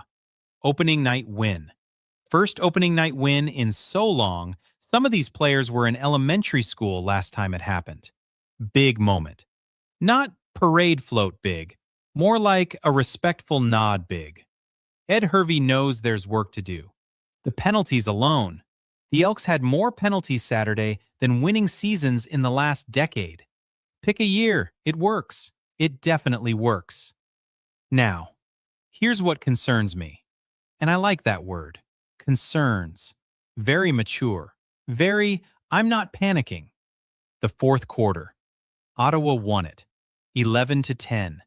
The Red Blacks outscored Edmonton in the fourth quarter on opening night in their own building.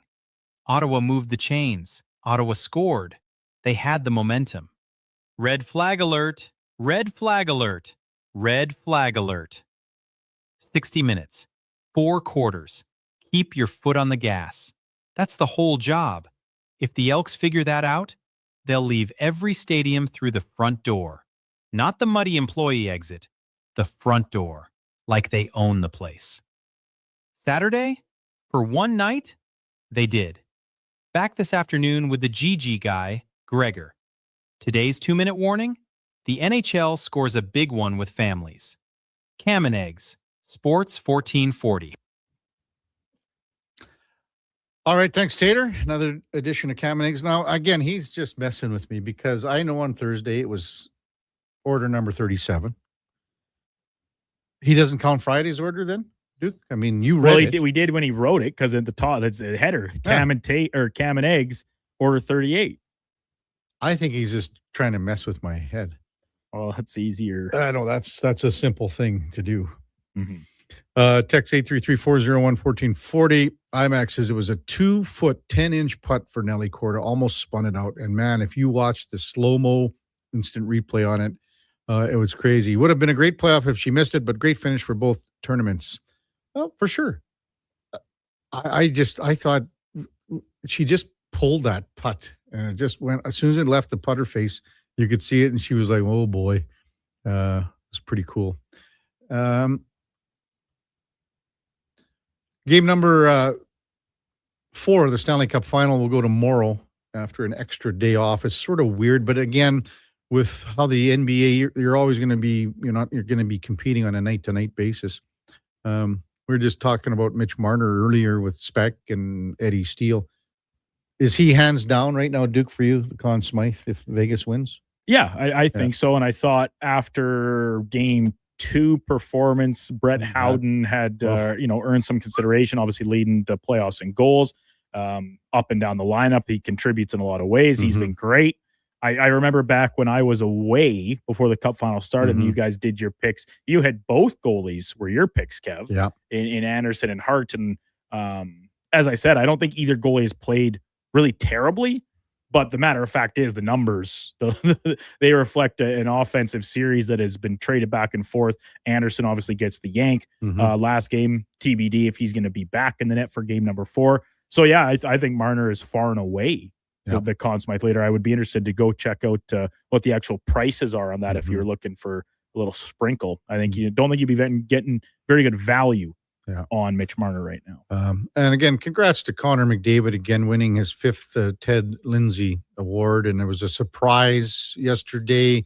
Connor's wife was in it. Well, the whole family and his friends were in on it, but they were golfing just 9 holes and they were going to have a dinner after. And that was kind of the gist of it. But then Connor's mom and dad, Brian and Kelly, came in with the trophy, and he had about, 3 or 4 friends from his childhood that were there that were in on, I guess, the surprise, if you want to call it that. But they were all on the 9th hole, and everyone kind of came out from the cart area or whatever and had the Ted Lindsay Award. And Connor, I guess, was texting some guys mid-round, and then he thought it was kind of a different scenario. But anyway, 5th time, 138 points last year, 48 goals, 90 assists.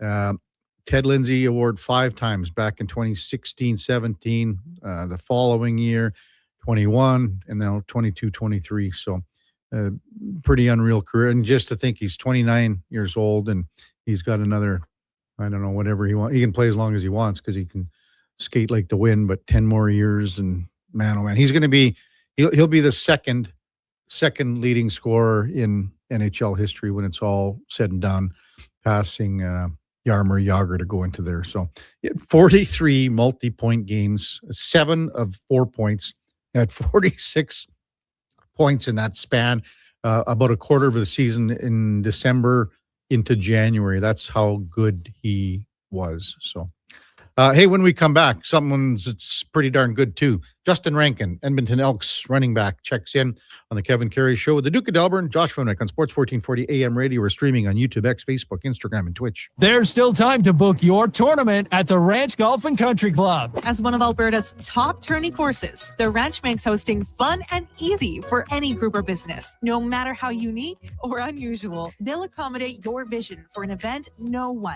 will soon forget. Start planning your tournament today at their beautifully landscaped course on the outskirts of West Edmonton. On-site event coordinators are here to help, but hurry, availability is limited and booking fast. Visit theranchgolf.com. Get ready for a night of rock with the Gene Simmons Band. Monday, November 30th at Silent Ice Center in Nisku. The Gene Simmons Band, performing your favorite classic hits. Monday, November 30th at Silent Ice Center in Nisku. Tickets on sale now at silenticecenter.com. Don't miss the Gene Simmons Band. Are new McCafe crafted sodas just drinks or something more? Like Sprite Berry Bliss, Creamy Strawberry Coke, and Orange Dream. All swirled with fizzy flavor and topped with silky cold foam. Only at McDonald's. At participating McDonald's restaurants in Canada. Hi, Mike here from Northgate Chevrolet Buick GMC. This deal's only good till 6 o'clock tonight. We need your credit card to hold the color. Hold the color. Summer package. Winter package. And the ever-famous re-PDI fee. I gotta pay to rebuild the car? Does this sound familiar? At Northgate, we do things differently. We offer 0% financing, a great selection of new, pre-owned vehicles. So if you'd like to do business a different way, stop in and see us today, 13215 97th Street, or visit us online at northgategm.com. You're in Northgate country. If you've got a smart speaker, get it to play Sports 1440. And it doesn't matter when you listen, as we roll out the Sports Talk 24 hours a day, 7 days a week. Edmonton's home for sports radio is Sports 1440. Bashaw Concrete Products. From concrete and septic tanks to blocks, precast water pads, jersey barriers, and aggregates. Farmers, contractors, homeowners. Plan your next project at BashawConcrete.com. Family owned. Over 60 years pouring. Bashaw Concrete Products. Once again, start here. BashawConcrete.com. Are you overwhelmed by debt and getting nonstop calls from creditors? It can feel like there's no escape. Debt doesn't have to be a life sentence. A single call can turn things around. My name is Parveen Middleton. I'm a licensed insolvency trustee at BDO right here in Edmonton. I can help you become debt-free with a solution just for you. Let's put an end to those calls from creditors together. Call 1-833-BDO-TALK or visit bdodebt.ca to discover your debt-free future.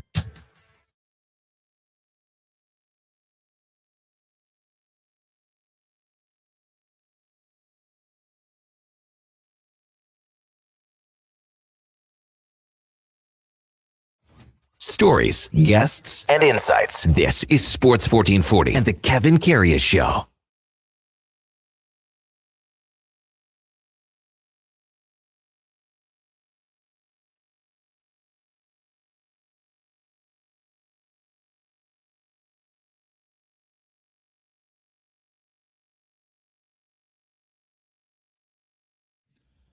All right, welcome back to the big program, 1020 in Edmonton, and time now for the headliner of the day, brought to you by Mr. Rooter Plumbing, because your pipes take a beating on game day too.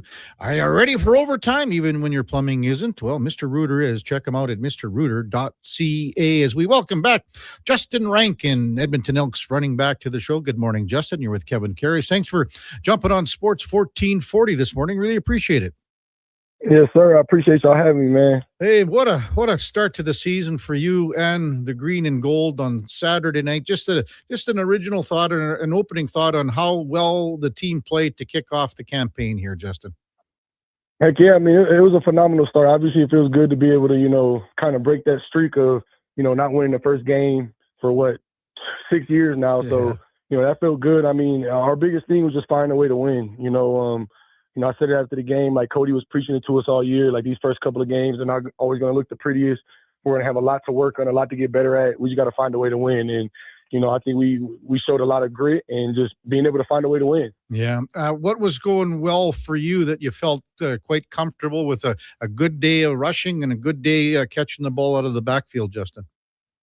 I mean, yeah, like I just trusted in the scheme, right? Like they called my number and, that's what they asked me to do. So like I did it, right? And I can't do any of that without, you got Carter going down, blowing guys up 18, 20 yards down the field, right? Like you got receivers running down 30 yards down the field. I always say it, like anytime you got receivers blocking 20, 30 yards down the field, like you're gonna have at least 20-yard run, a 20-yard after the catch. So I mean, it's definitely a big team effort, and I just trust in the guys to do their job, and they trusted me to do mine. Mm-hmm. How much have you worked on your pass catching ability and coming out of the backfield, reception wise? Yeah, I mean, it's something I always work on since I was, in college, high school. Mm-hmm. I actually played slot, receiver for basically a whole year when I was in college, my sophomore year. I led the team in reception yards and rushing yards, in college twice. So, I mean, it's something that it's not really anything new to me. In the off season, I'm always catching.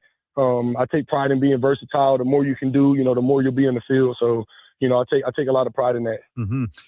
Have you set goals for yourself this year with what you want to try to accomplish, Justin? I haven't. It's crazy. I talked to my dad about that the other day. I haven't really set any personal goals. Like I did that every other year. This year, the biggest thing for me was I just wanted to win. Mm-hmm. Whatever they need me to do to be able to help this team win. I just want to win. I don't want to lose. I'm tired of losing. I want to win. Winning is fun. That's why we play football, because the winning part is super fun, right? So that's the biggest thing for me is whatever my stats look like, as long as we're winning, I'm cool with that. I don't care if it's 100 yards or 0 yards, right? I just want to win. Yeah, absolutely. Justin Rankin with us, Edmonton Elks running back on the Kevin Karius Show here in Sports 1440. Had 102 rushing yards Saturday in the win in Ottawa, 94 receiving yards. What is it about, Cody Fajardo that he just, the way he was, it was almost like he was taking what the defense was letting him have? How did you see the game plan unfold from that perspective, Justin? Yeah, I mean, Cody's I think he's a genius when it comes to this football stuff. So, obviously, he watches a lot of film for a long time. And like you said, he just was kind of taking what the defense, was giving us, right? And I mean, to be able to do that in the rain, I don't know how he did it. Like, and that wasn't just some rain. That was a downpour. Like, and to be able to throw the ball and make the right reads under pressure in the rain, under those conditions, I mean, come on, man, that speaks volumes to what kind of player he is. How tough were those conditions on Saturday, Justin? That was crazy. That was one of the craziest games I've played in. That first half, like, I mean, I was soaked. Like, everybody was just drenched in water. Like, my shoes were flooded. I had to change my shoes at halftime. Like, that was a lot. That was a lot of rain. That was the most rain I've ever played in. Yeah. So maybe just touch on how impressed you were with not just yourself, but the whole team in protecting the ball, turnover free. Yeah. Yeah, that's phenomenal. You know, again, like, it's good, obviously, like in any conditions, but to be able to do that in a downpour, like, I mean, that's amazing. And I mean, that takes obviously a team effort and, you know, everybody consciously thinking like, let's protect the ball, because we know if we protect the ball, limit the turnovers, you know, we win games like that. Yeah. Justin Rankin with us on the Kevin Karius Show here on Sports 1440. One area maybe that you would maybe like to clean up a little bit would have been some penalties. Took a lot of penalties, and maybe it's just because it's the start of the season, or what did you think about that area of the game, Justin? Yeah, we were sloppy in that, you know, like, obviously, I mean, gave up 100+ yards just in penalties. Mm-hmm. So if we can limit that, like, I mean, you can just imagine like what the game kind of looks like, you know, if we get rid of shoot just half of those, a quarter of those penalties, right? And I mean, it's the first game, right? And I don't want to keep using that excuse. Obviously, that's stuff that we have to work on. We have to take pride in being able to fix. But I mean, that's an easy fix for us, because those are things that we can control. Right. And as long as we just as a team come together, look at those, focus on those, and, you know, make them a priority, like those will go down for sure. Mm-hmm. What's different about this team? You know, just even the mental side of things. And when you compare it to last year and, you know, the start of a new regime with the new coaching staff, what's a little bit different? Could you put your finger on something this year compared to last year? Yeah, there's a lot more passion. I think we got a lot of guys in the room that really care and love football, right? When you got guys that love football, good things happen, right? Like, that's why you can't play this game. You can't show up every day, you know, at 6 a.m., 5 a.m. and getting hit every day if you don't really love it, right? Mm-hmm. And we have a lot of guys that truly care about playing football and care about each other, right? And that's huge, right? Like, you say it's a family, but how much is it really a family? And, you know, we got guys that are really buying into, like, this is a family. Like, all we have in this room is all we need. And, you know, they're buying into that 100%. Yeah. How does that kind of morph into the family atmosphere, the team atmosphere? Because, as you know, some teams it takes longer for that to come into play, and maybe some teams it never comes into play. How's that evolved here for you? Yeah, it's crazy because, like, obviously we got a lot of new pieces in here too. And last year, you know, it was a whole new change. But again, we brought a lot of guys back, and we set a foundation. And I think that's the biggest thing is last year we set a foundation, and we've been able to just kind of brick by brick, you know, build that up. And that's huge, right? So, like, when you got guys that are buying into that foundation, guys that, like, put their blood, sweat, and tears into the foundation, like, it makes it a lot easier for you guys to be able to gel with newer guys that are coming in, because they're coming in and they see it. They see it's already laid down. All they have to do is just stack bricks now with us, right? Like, and shoot, like, I mean, that's what they're doing. It's amazing that, like, guys are coming in and they're just fully buying in, right? Mm-hmm. Justin Rankin with us on the Kevin Karius Show here on Sports 1440. So, you know, you always want to continue playing, especially after you come off a win, but that's the reality of a 9-team league with the bye weeks and a bye week early for you guys here in week 2. What do you do what are you going to be doing for your bye week here? Working out. I'm working out right now with the guys. Atta boy. Yeah, we're trying to win a Great Cup. We're trying to be the greatest. Mm-hmm. So, like, what would you be doing in the sense of just staying sharp and working out and doing that stuff here before you really get down to business in preparation for Montreal on the 20th? Yeah, just lifting, you know, running, staying in shape, taking care of our body, doing all the rehab treatment that we need. Just, you know, the little things, right? The little things that sometimes guys forget to do. You know, we're just making sure that we're staying on top of that. Yeah. Justin Rankin with us on Sports 1440. I know you were trying to get in a golf game yesterday because I played at the Ranch. Yeah. I know you sent Murray off a text, but they had a tournament going yesterday. I know. He said they always got tournaments going up there, but, you know, I'm trying. I went golfing the first time last week. It was fun. I had a lot of fun, actually. So, you know, I want to start doing it a lot more. Yeah. Like, what is it about the game of golf, which is so different than a team sport? What is it about the game of golf you like? I mean, too, I think just the vibes are amazing. Like, especially when you're with like, the right group of guys, and, Taylor Powell's amazing at golfing. So watching him golf was pretty fun, but I think it's the challenge of it. The challenge of it is because it's such a hard sport, the challenge of like, man, like, why can't I get this ball to go where I want it to go? And I think that's the biggest thing when you're a competitor, like, you're like, I got to figure this out. Well, join the club, Justin, because not many of us can figure out where the ball's going for sure. It's crazy. Yeah. Have you got is a special club? Is there a better club that you hit better than others in your bag? Oh, I have no idea yet. I'm still trying to figure it out. I suck at driving. I can't drive to save my life. But like the little 9-iron. Anytime Jake Julian told me to put a 9-iron out, I was hitting it pretty decent, halfway decent. Mm-hmm. So it's just a new experience for you to take up the game of golf. Was there opportunities for you in past years or not? I mean, yeah, for sure. Like my dad kind of used to golf, pretty often too, but it just never interested me. Like I know there's like last year guys went a lot, they invited me, but this year I finally was just like, all right, let's do it. Mm-hmm. Justin Rankin with us on Sports 1440. The Elks are on a bye week. They get ready for the Montreal Alouettes for their home opener on Saturday, June the 20th for a 2 p.m. Kickoff. You've been on the show here several times. I've talked to you down at practice, a number of times over the last few years. What is it about Edmonton, away from the football field that you're starting to get more and more involved in, just hanging around the community and everything like that, Justin? Yeah, I mean, the community is amazing. Like the people out here, they love sports, they love football, and I mean, they're very welcoming. Like they're not mean people. I mean, Canada in general, like the people out here are super nice. So it's really nice to be around. But I mean, this community is super engaging, and they just want us to win, right? And you can see how passionate they are about it. Yeah. Have you been able to get out and about here, since you've arrived and doing a few other things away from the football field? I'm sorry, what was that? Have you been able, since you've arrived in Edmonton, have you been able to get out and about and, take in some things that, just away from the football field? Oh, not really yet. Like we were in camp, so, camp was all day, every day. And then obviously that first week just kind of focus on football. But, this bye week, I'm definitely excited to kind of get out and just go maybe go into the mountains or something, go walk some trails. I like being out in the nature. So, we'll see what I find to do. Oh, good stuff. Justin Rankin with us on the Kevin Karius Show here on Sports 1440. Maybe touch on your college career when you went to Northwest Missouri and what that was like to play there and, how big of a part of it is or was, of where you are now. Heck yeah, Northwest Missouri was a journey. Like went out to the middle of nowhere, Maryville, Missouri. I didn't know what I was getting myself into, but I mean, it was great. Like it was a great group of guys. Like I met some lifelong friends out there, and those were people that love football.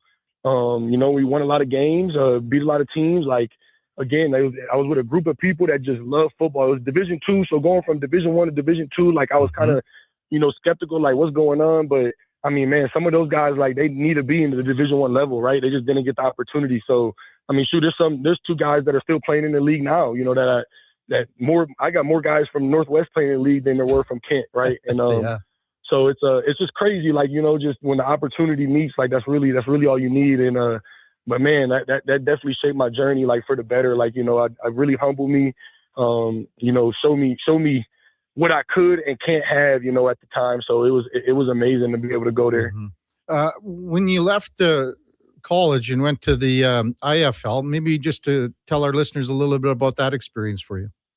Heck yeah, arena football, man. That's man, I can't I tell people all the time that I could make a movie out of the things that happen in arena football and just what it was. But again, like a super humbling moment. Like, I mean, I was playing for at one point, $250, before tax, after tax $180. So, I'm going to football practice and then going to work a full-time job right after football practice. Like, it's just crazy. Like, a lot of people don't even realize like what they have until, obviously is gone, and being able to go to arena football and realizing like, whoa, like this is the bottom, basically the bottom of the bottom. Like I really got to figure it out from here and really see if I love football and how much I love football, and it was just, man, it was a journey. Like I could go on for years about, the arena football and that journey through the IFL, but I'm super grateful for it. Like, I love arena football. I'm a a voucher for it. Like I try to send guys there that, you know, want to continue to play. Like it really shows you how much, like, you know, you love football and how passionate you are about it. You know, it's either gonna show you that, or, you know, you're gonna fold and you're gonna go home and, you know, go get a job, which is nothing wrong with it, but you know, it'll just show you really fast, like how bad you really want it. Well, it's almost like you remember Kurt Warner when he was, you know, in that movie American Underdog, and he was getting $100 for every touchdown he threw. Remember that? Yeah, I remember that. It's crazy. He was playing in the good arena football. That's when they were making six figures in that league. So where were you? You were in Frisco, and then the Bay Area. Yeah, so I started in Bismarck, North Dakota, Frisco, Texas, and then the Bay Area, California. And you guys won the championship with the Bay Area Panthers? Yeah, won a championship in Bay Area. I think that was 2023, I believe. Well, it must be again, you mean, you know, when you win a championship, it doesn't matter what league you're in or whatever you are. That must have been quite the experience for you. Oh, super fun. I mean, we played the championship in Vegas, you know, like we got to like experience Vegas afterwards. So like, I mean, you can only imagine how fun that was. Like, you know, it was awesome to be able to go there. And again, like you said, it's hard to win football games regardless of the league. It's really hard to win championships. So, you know, it was super fun. Yeah. Just look ahead to week number 3, I guess it would be, after a bye week, and Montreal coming to town. What are your thoughts, preparation, and everything for that game? Yeah, I mean, just a day-by-day process, right? Like just obviously watching the film. That's a good defense that we're about to play against, a good team in general. And their defense is super good, though. You know, I love playing against their defense. It's always a challenge. So, you know, it'd be super exciting to go up against them and have a good battle with them. Well, hey, Justin, really appreciate your time this morning. Congratulations on the victory on Saturday in Ottawa, and continued success. And hopefully you guys can make it two straight wins to start the year, coming on June the 20th with Montreal in town. Thanks for coming on. Heck yeah. Thank you. I appreciate it. Yeah, it's Justin Rankin, Edmonton Elks running back, had 102 yards rushing, 94 more yards through the air with the touchdown. You know, really exceptional start. He had 1,726 yards, you know, combined last year from on the ground and pass catching. His pass catching is as good as it gets coming out of the backfield. And these aren't little like dinks and dunks here. You know, he stretched one out as well. So this is a guy, and think about it, like, I mean, he mentioned Carter Kittle right there, but downfield blocking. I mean, all these guys, these wide receivers are invested in the blocking game. They want to be a part of making big plays if they are not involved in the play, as far as getting, you know, their own hands on the ball. That's the headline of the day, brought to you by Mr. Rooter, knocking your plumbing problems out of the park. That's mrrooter.ca. When we come back, we'll get to some of your texts, 833-401-1440. It's the Kevin Karius Show, the Duke of Delburne, Josh Fenwick on Sports 1440 AM radio. We're streaming on YouTube, X, Facebook, Instagram, and Twitch. Okay, new strategy. I'll just live in the freezer till October. It's spacious in here. It's spacious. There's a better way to survive the coming AC season. Pro Solutions is your one-call solves-it-all expert for AC repairs, tune-ups, and new installations. We offer convenient financing options and fast appointments so you can enjoy your entire home, not just the freezer. Now I can leave the frozen peas where they belong. Book now at ProSolutionsInc.ca. Say hello to your new favorite drinks. Introducing new McCafe Refreshers. Icy cool, undeniably refreshing, and available in 3 flavors: strawberry watermelon, mango pineapple, and blackberry passion fruit. Only at McDonald's. It's time to hit the greens. Elevate your golf game with Country Club Tour Golf Academy. No matter your experience, our PGA of Canada teaching pros are here to help. Enjoy lessons year-round between our 7 CCT golf courses and 2 state-of-the-art indoor facilities. Choose the location convenient for you. We offer private lessons, group lessons, expert club fittings, and junior camps. Visit our website to learn more and get ready to take your game to the next level. Booking is easy. Go to countryclubtour.com/golf academy and schedule your lesson today. Did you know there are actually 3 seasons we experience in June? Spring, summer, and construction season. And while roads may be narrowed and detours are everywhere, GS construction crews are on site every day doing the work, because the city doesn't stop, And neither do we. As we build and upgrade infrastructure, life continues around us. That's why we never lose sight of what matters most, making sure everyone, including our team, returns home safely at the end of the day. For more on what we do, visit gsconstruction.ca. Sleep is for the off-season. What off-season? Sports 1440 is live, loud, and locked 24/7. Oilers, Elks, Riverhawks, Stingers, Oil Kings. We've got your fix. Edmonton's home for sports is Sports 1440. Lux Windows was founded in 1969 with 5 people and a dream. 55 years later, our team of experts cares a whole lot about building and installing the best possible windows and doors. Because Lux is not just an Alberta-made product. We're one big Alberta-made family. Everything we are is windows and doors. A company born and bred and made in Alberta. I'm Dr. Vance Elliott. The goal of every one of the thousands of hair restoration procedures I've performed is a full, natural-looking head of hair. I work directly with my patients for the consultation, the procedure, and the follow-up, so we can achieve the best results possible.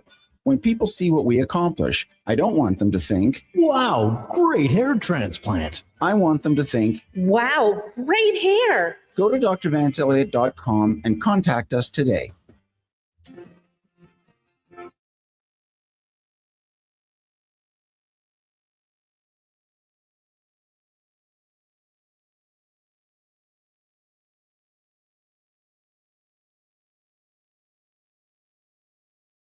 Have your sports curiosity cured with the Kevin Karius Show. This is Sports 1440.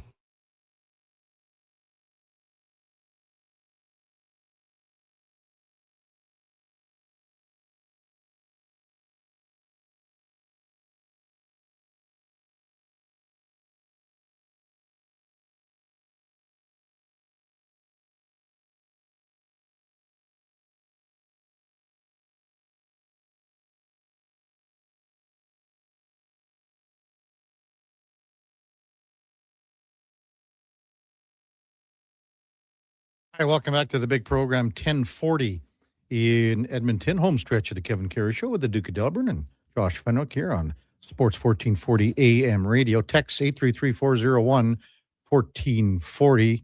We were talking about Connor McDavid. As I said, I think he'll be second all time when it's all said and done. Kyle texted in and says, I think Sid is going to be in the second place spot first before Connor. He said Sid will be in that second place spot by the time Connor gets there, not Yager. I don't know, man. I mean, Kyle says he's only 239 away. It's a long shot, but I think he gets there. If you look at, I mean, the whole, the all-time list, I mean, Gretzky's at 2857. That's not going to be touched. But Sid Crosby's at 1761. Yager's at 1921. Duke, do you think Sid Crosby passes Yager? I do.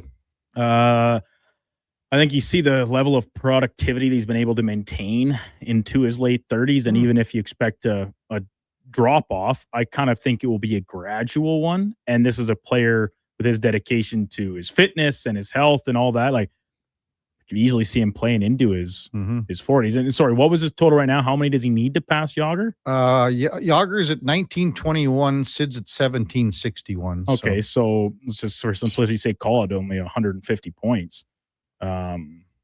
Within 3 seasons, that's 2 seasons. If he's a point a game guy still, right. And I think at this stage of his career is reasonable to expect that. Now the Penguins were a big surprise team this year. Crosby was still excellent, did miss time, of course, after the Olympics, which cut into it a little bit. But yeah, I don't think there's any reason based on what we've seen to date not to think that he would get there. Well, I mean, next year he will pass. He might not get to where Gordie Howe is next year, but he's probably going to pass Marcel Dion and Ron Francis, 1771 and 1798. Steve Yzerman at 1755. He just passed. Steve Yzerman. Yeah. Who was that? Bill Clinton? Yeah. Steve Yzerman. I did just want to let you know, Kev, just because I know you were on with Rank there. Our friend David Peñota of the fourth period, he was reporting is about 15 minutes ago. The LA Kings are close to naming their next head coach, and it will be a new one. Per his sources, DJ Smith no longer in the running. Keep eyes on Jay Woodcroft and Peter Laviolette. I wouldn't be surprised if it's old Woody. Just head cross town. Yeah. Probably wouldn't have to buy a new house or move. Oh no, he'd be right in Maybe, LA Live. In well, that area, man. maybe he'll buy Kopitar's house. Yeah. Remember when Bernstein was talking Dennis, about that? yeah. Well, I've actually got a pretty nice house myself, Kevin. Yeah, that was quite funny, actually. Because I think you asked him, it's like, oh, I imagine Kopitar's probably got this pretty sweet pad out there in the Hollywood Hills or something. He's like, well, I've actually got a pretty nice place myself. Yeah.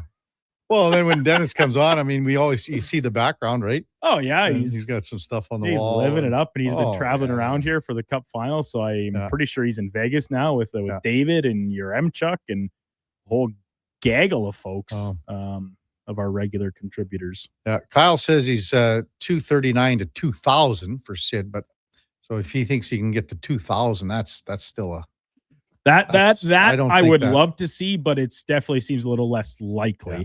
But like 3 years, yeah, Kev, He'd have to he play would 3, need to but- be very productive. And as much as I say when I talk about Crosby, like he can play for probably as long as he is willing to. Mhm.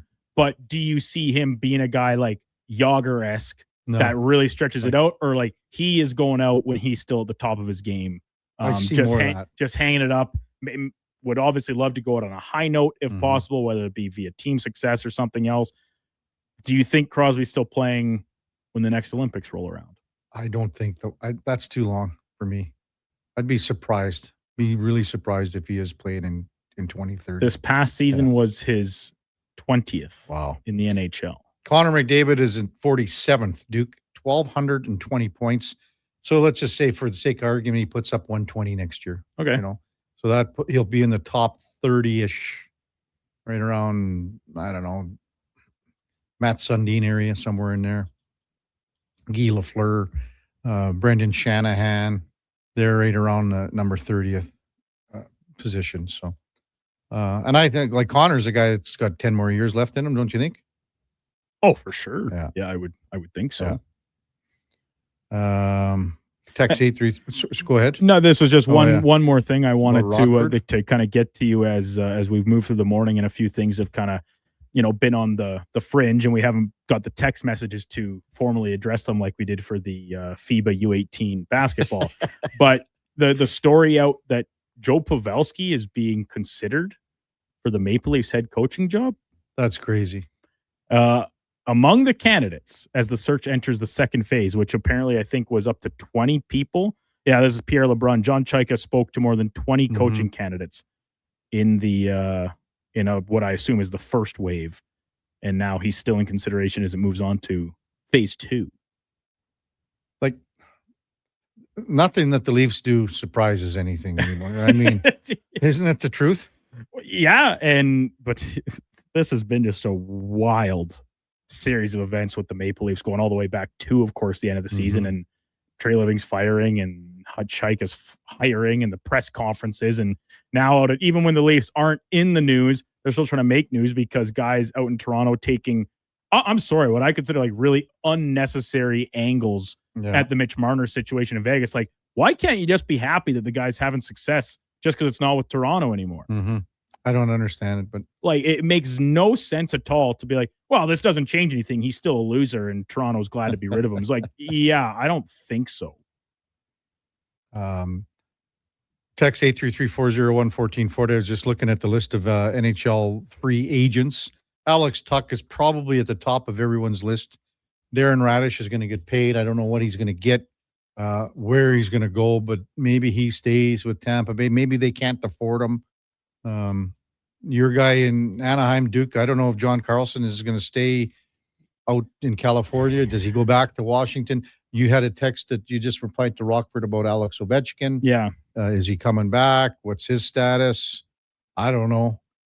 But the list this year is slimmer than years past, would you say?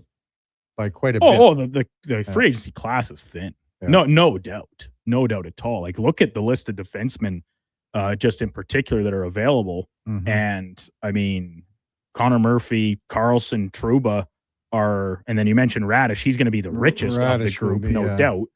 But those other guys, they all kind of fall into a similar category of veteran guys, definitely not number ones. fill out the middle of your decor, maybe. Trouba's in there too. Yeah. Oh yeah, for sure. And like if we're weighing consideration just for the Ducks, I think Trouba being back is much more likely than Carlson at this point. I'm looking at a list. They've got Brett Kulak. This is from The Athletic. I just punched it up, Duke. Brett Kulak is higher than Connor Murphy.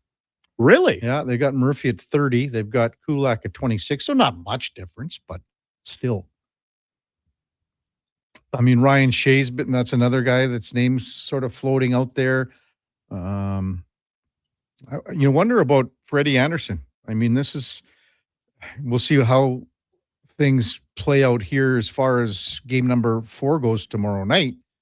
But I mean, man, he was making a case for himself to be, sought after, a goaltender. And even though he's up there in age, was sort of like a sought after goaltender for sure. Got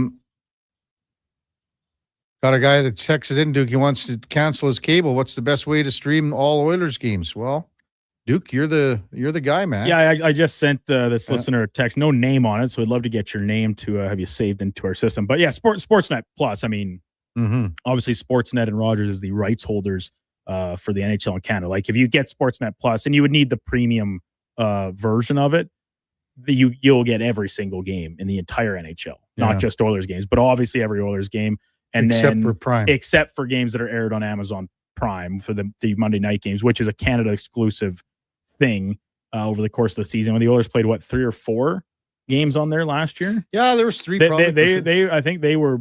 I'm sure the Leafs probably had more overall, but after that, I think the Oilers probably would have been second in overall games there. So you do miss out on a few, and some people, they basically just punt on those games if they don't already have an Amazon membership. But Sportsnet Plus, you get everything. Boy, you've got a big night tomorrow, eh? You guys are heading down to the old ballpark. Yeah, Josh and I both had actually kind of forgotten about this. Our former intern, now behind the scenes working and fill-in duty, Mackenzie McLennan. She was in here on Friday, of course, working the stream while you were away, Kev. She has worked it out with the Riverhawks. So Josh, Mackenzie, and I are going to the Riverhawks game tomorrow night. Victoria's in town, and we're going to be kind of sampling a good portion of the new menu items that are available at the concessions.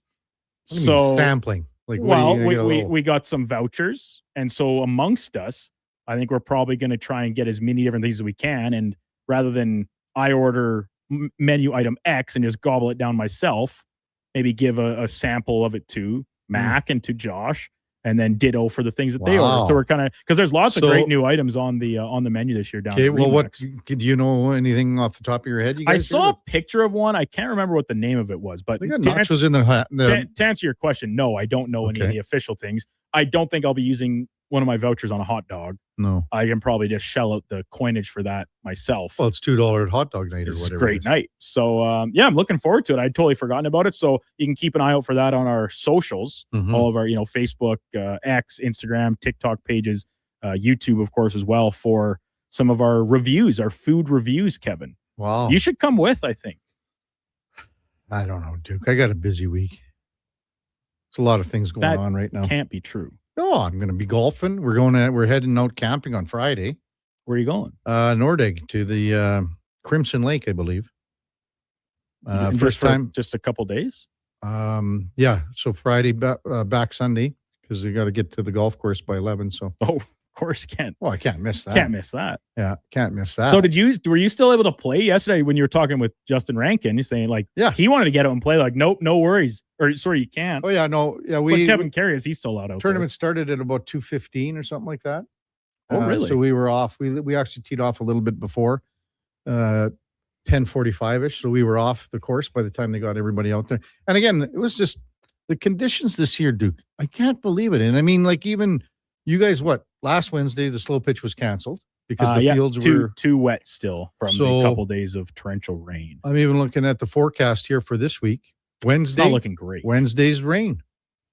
We'll play in the rain as long as it's. But you're not, Duke. You cannot be playing yet. You've got to be. I went back to the doctor on Friday, and I learned nothing new. What do you mean nothing new? What did he say? Nothing new. So I went back to the same walk-in clinic that originally ordered my imaging and said, "Hey, I haven't got any follow-up. after this imaging. They're like, okay, so I met with the same doctor, which actually was kind of surprised because it's a walk-in clinic. You never know who's working on any given day. Talked with them. And I'm just going to basically bypass or getting an MRI or the requisition for an MRI from him. And I'm just going to go back and see my sports medicine clinic in Red Deer. Got the referral from him. Duke. Because they'll be able to give me a evaluation from a physical, like without any more imaging. Right. Like they're so good at what they do in their specialized nature that they can just lay me down on the table, pull, yank, twist, turn on my leg, and essentially deduce with pretty good certainty what the injury is. And then they get it. Then after that, you get sent for an MRI for confirmation and maybe to determine if there is a tear, where is the tear, stuff like that. And that's just from my past experience with the knee injuries. I think you just should go to the back 40 and get, shot. Yeah. Put me down. I'll take you down. Duke. I've said that many times. Like, man, if I was a horse, I would have not made it very far in my life. I wouldn't have been racing at the Belmont this past weekend. No, you're not. You're at the glue factory. Dude. Well, yeah, like many years ago. Yeah. I Tony Soprano's my insurance claim, try and get me, in an unfortunate fire or something. Oh, man. Coming up at the top of the hour, it is Fantasy Frenzy with the former Rochef T-Bird. Connor Halley and the Duke of Delburne, 12-2. It's the Lowdown with Alan Mitchell, 2 till 6, the Jason Greger Show. We've got Blue Jays baseball. We'll join it in progress. First pitch tonight between the Jays and the Philadelphia Phillies is 5:07, so we'll probably join it around the third inning or so, just after 6 o'clock. We got Fox Sports the rest of the night. We'll be back with you tomorrow morning at 7 bells. Until then, time now for a Sports 1440 update brought to you by Sean Cunningham of Remax Real Estate. Get the home team advantage for your next move in the Edmonton area. If you were thinking about buying or selling a home, call or text Sean directly at 780-265-0165. Hey, thanks everyone for listening this morning. Really appreciate it. And thanks for all the great texts and the interaction. We could not do it without you. We will see you back here tomorrow morning at 7 bells. Have a wonderful rest of your Monday. Until then, here is the Duke. This is a Sports 1440 update.